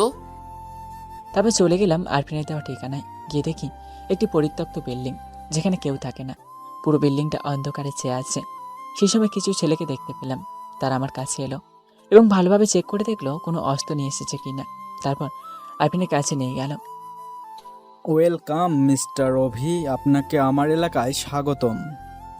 আরফিনের কথায় কান্না দিয়ে পাশে তাকিয়ে দেখি সে আয়েশাকে দড়িতে বাঁধা, মুখটা একটি কাপড় দিয়ে আটকানো আছে। আমি দেখে সেই আয়েশার কাছে ছুটতে যাব। না না, একদমই নয়। এখন কাছে আসার চেষ্টা করিস না। আগে কাজ, তারপরে তাকে নিয়ে। অভি, অভি তুই এসছিস? প্লিজ আমাকে এখান থেকে নিয়ে যা। হ্যাঁ হ্যাঁ, আমি তোকে যত দ্রুত সম্ভব এখান থেকে নিয়ে যাব। বল আরফিন, আমাকে কি করতে হবে? তোকে বেশি কিছু করতে হবে না, তুই শুধু তোর জায়গা থেকে পদত্যাগ করবি। আর এই নে তার কিছু কাগজ, এইগুলোতে সাইন করে দে। না অভি, এগুলোতে তুমি কিছুতেই স্বাক্ষর করো না। তুমি তোমার দেশের কথা ভেবে গরিব মানুষের কথা ভাবো। তুমি যদি পদত্যাগ করো তাহলে তাদের কি অবস্থা হবে ভেবে দেখেছো? প্লিজ। আমি যে কাজটিতে স্বাক্ষর করতে যাব, ঠিক সেই সময় গোলাগুলি শব্দ হয়। এগুলো কি হচ্ছে অভি? তুই আমার সাথে এভাবে গেম খেললি? কেন, এতে অন্যায় কি আছে? তুই আমার সাথে কতবার কি করতে গেছিস সেগুলো আমি সবকিছুই মনে রেখেছি। আর আমি জানতাম তুই এটা এমনই একটা কাজ করাবি যার জন্য আমি সবকিছু প্রস্তুতি নিয়ে রেখেছি। তুই কিন্তু এটা ঠিক করলি না, বলে দিলাম। তারপর আরফিন তার দলবল নিয়ে পালাতে চেষ্টা করলো, কিন্তু পুলিশ তাদেরকে ধরে ফেলে। শুধু আরফিন আর দু একজন তার সাথে পালাতে সক্ষম হয়। আমি আরফিনকে ধরার জন্য যেতে পারলাম না। এখানে আয়েশার এই অবস্থা, তাকে ছাড়া কিভাবে তার পিছু ধাওয়া করব? তাই পুলিশরা গেলেন তাদের ধরতে। এদিকে আমি আয়েশাকে নিয়ে বাড়ি থেকে রওনা হলাম। আয়েশা আমাকে জড়িয়ে ধরে কেঁদে দিল। তুই যদি এখানে না আসতি তাহলে হয়তো আর ফিরে পেতি না। চুপ, একদম চুপ, আর এই কথা মুখে আনবি না। তুই কেন আসতে গেলি? যদি ওরা তোর কোনো ক্ষতি করে দিত? তোকে এত বড় বিপদে রেখে কিভাবে আমি চুপ করে থাকতে পারি বল? তোকে ছাড়া যে আমি অচল, তোকে কিছুতেই হারাতে দিতে পারি না আমি, সেটা যত বড়ই বিপদ হোক। আচ্ছা তুই বলতো, তোকে কিভাবে ওরা নিয়ে গেল বাড়িতে এত মানুষ থাকতে? আমাকে সাজিয়ে রেডি করে যখন তানিশা ও আপিপা আপু বাইরে গেল, তখন আমার ফোনে একটি অচেনা নাম্বার থেকে ফোন আসে। আর আমি রিসিভ করলে বলে, তোর নাকি খুব বিপদ, আমাকে তাড়াতাড়ি যেতে বলে এবং বাড়ির কাউকে যেন না জানায় সেটা বারণ করেছে। তারপর সবার চোখে ফাঁকি দিয়ে বাড়ি থেকে বের হয়ে আসি। তারপর একটি অটোতে উঠি। প্রথমে আমি চিনতে পারিনি, তারপর তার ফোনের কথোপকথনে বুঝতে পারলাম এটা তাদেরই লোক, কিন্তু আমি নামতে চাইলে ব্যর্থ হই। তারপর সে লোকটি আমাকে এখানে নিয়ে আসে। তারপর আমাকে কি যেন একটা স্প্রে মারে। তারপর আমি আর কিছুই জানি না। যখন চোখ খুলি তখন তোকে সামনে দেখতে পাই। তুই কি পাগল? তুই যাচাই করে নিবি না অচেনা লোকটি সত্যি বলছে না মিথ্যা? আরে আমার যদি বিপদই হতো তাহলে সে কেন বাড়ির সবাইকে জানাতে নিষেধ করবে? এটা তোর ভাবা উচিত ছিল। আমি সেই পরিস্থিতিতে ছিলাম না। আমার শুধু একটা কথাই মাথায় ঘুরছিল, তোকে কিভাবে বিপদ থেকে রক্ষা করা যায়। কিন্তু আমি তো আর এত কিছু জানতাম না। আমাকে ক্ষমা করে দে, আমার জন্য তোকে এত কিছু ছুটোছুটি করা লাগলো, তাও আবার আজকের এই দিনে। আচ্ছা যা হবার হয়েছে সেটা নিয়ে আর চিন্তা বাড়িয়ে লাভ নেই, বাড়ি চল। তারপর অনেক ঝুট ঝামেলা শেষে আমাদের বিয়েটা হয়ে যায়। রাত্রের দিকে জানতে পারি পুলিশ নাকি আরফিন ও বাকি দুজনকে ধরতে সক্ষম হয়েছে। যাক, ভালোই হলো। 5 বছর পর এখন আমি এমপি থেকে স্বরাষ্ট্রমন্ত্রী হয়েছি। শুধুমাত্র নিজের দায়িত্বশীলভাবে কাজ করা ও সকল মানুষের ভালোবাসার মাধ্যমে মন্ত্রী হবার পর দেশের চিত্রটা অনেকটাই পাল্টে দিয়েছে, যেটা আমার ছোট থেকেই স্বপ্ন ছিল। আমি সবসময় চেয়েছিলাম আমাদের মতো গরিবদের যেন আর অনাহারে না মরতে হয়। গরিব, বেকার, শিক্ষিত যুবকদের চাকরির পিছনে বেশি ছোটাছুটি না করতে হয়। বাবাই, বাবাই, তুমি কোথায়? আমরা তোমার জন্য কখন থেকে অপেক্ষা করছি, আর তুমি আসছো না। মামুনি, আমি একটু কাজে আটকে গেছি, প্লিজ তোমরা তোমার দাদু দাদি ও আম্মুর সাথে খেলা করো, আমি ঠিক চলে আসবো মা। তারপর মেয়েটা ফোনটা রেখে দিল। আপনাদের তো বলা হয়নি আমরা রায়েশের সন্তান হলো স্নিগ্ধ ও স্নিগ্ধা। আমাদের যমজ সন্তান হয়েছে। তা স্নিগ্ধা বায়না ধরেছে তাদের জন্য চিপস চকলেট নিয়ে যেতে। নিয়ে গেলাম। কলিং বেল বাজানোর সাথে সাথে দরজা খুলে দিল। বাব্বা, এত ফাস্ট কলিং বেল! বাজাতে না বাজাতে দরজা খুলে দিলে। তোমার ছেলে মেয়ে তো তুমি আসছো শুনে দরজার কাছে বসেছিল, কিছুতেই সেখান থেকে সরাতে পারছিলাম না, আর তাই এত তাড়াতাড়ি দরজা খুলে দিল। বাবাই, বাবাই, জানো তুমি না চলে যাওয়ার পর আম্মু খালি বকা দেয় আমায়। আমি খুব পচা। ওরে দুষ্টু, এখন বাবার কাছে বিচার দেওয়া হচ্ছে তবে রে। তারপর আয়েশা তাদের তেড়ে আসলে দৌড়ে এসে আমার বুকের ভিতর দুজনে লুকিয়ে পড়ে। আচ্ছা আচ্ছা হয়েছে, কাজে থেকে এসেছি, খুব ক্লান্ত লাগছে, খেতে দাও, খেয়ে বিশ্রাম নিব। আচ্ছা বসো, আমি খেতে যাচ্ছি। স্নিগ্ধা, তোমার বাবা ক্লান্ত, এখন তাকে বিশ্রাম নিতে দাও। তোমরা দাদি দাদুর সাথে গিয়ে খেলা করো। আচ্ছা আম্মু। এই দেখো তোমাদের জন্য কি নিয়ে এসেছি। ওয়াও, চকলেট, চিপস, ধন্যবাদ বাবাই। তারপর দুজন দুই গালে চুমু দিয়ে চলে গেল দাদু দিদার কাছে। খেয়ে বিশ্রাম নিচ্ছিলাম, ঠিক সে সময় প্রধানমন্ত্রীর ফোন। আসসালামু আলাইকুম স্যার। ওয়ালাইকুম আসসালাম। মিস্টার রবি, আপনার কাজটা অসাধারণ হয়েছে, অনেক ভালো একটা কাজ করেছেন। আপনার মতো কাউকে দলে পেয়ে ধন্য হয়ে গেছি। আশা করি সবসময় আপনার কাজটা দায়িত্বশীলভাবে করবেন। জি স্যার, অনেক ধন্যবাদ, এটা আমার কর্তব্য, আর আমি আমার কর্তব্য থেকে কখনো বিমুখ হব না। আর দোয়া করবেন স্যার, আমি যেন সবসময় আপনার মতো দেশের সেবা করতে পারি।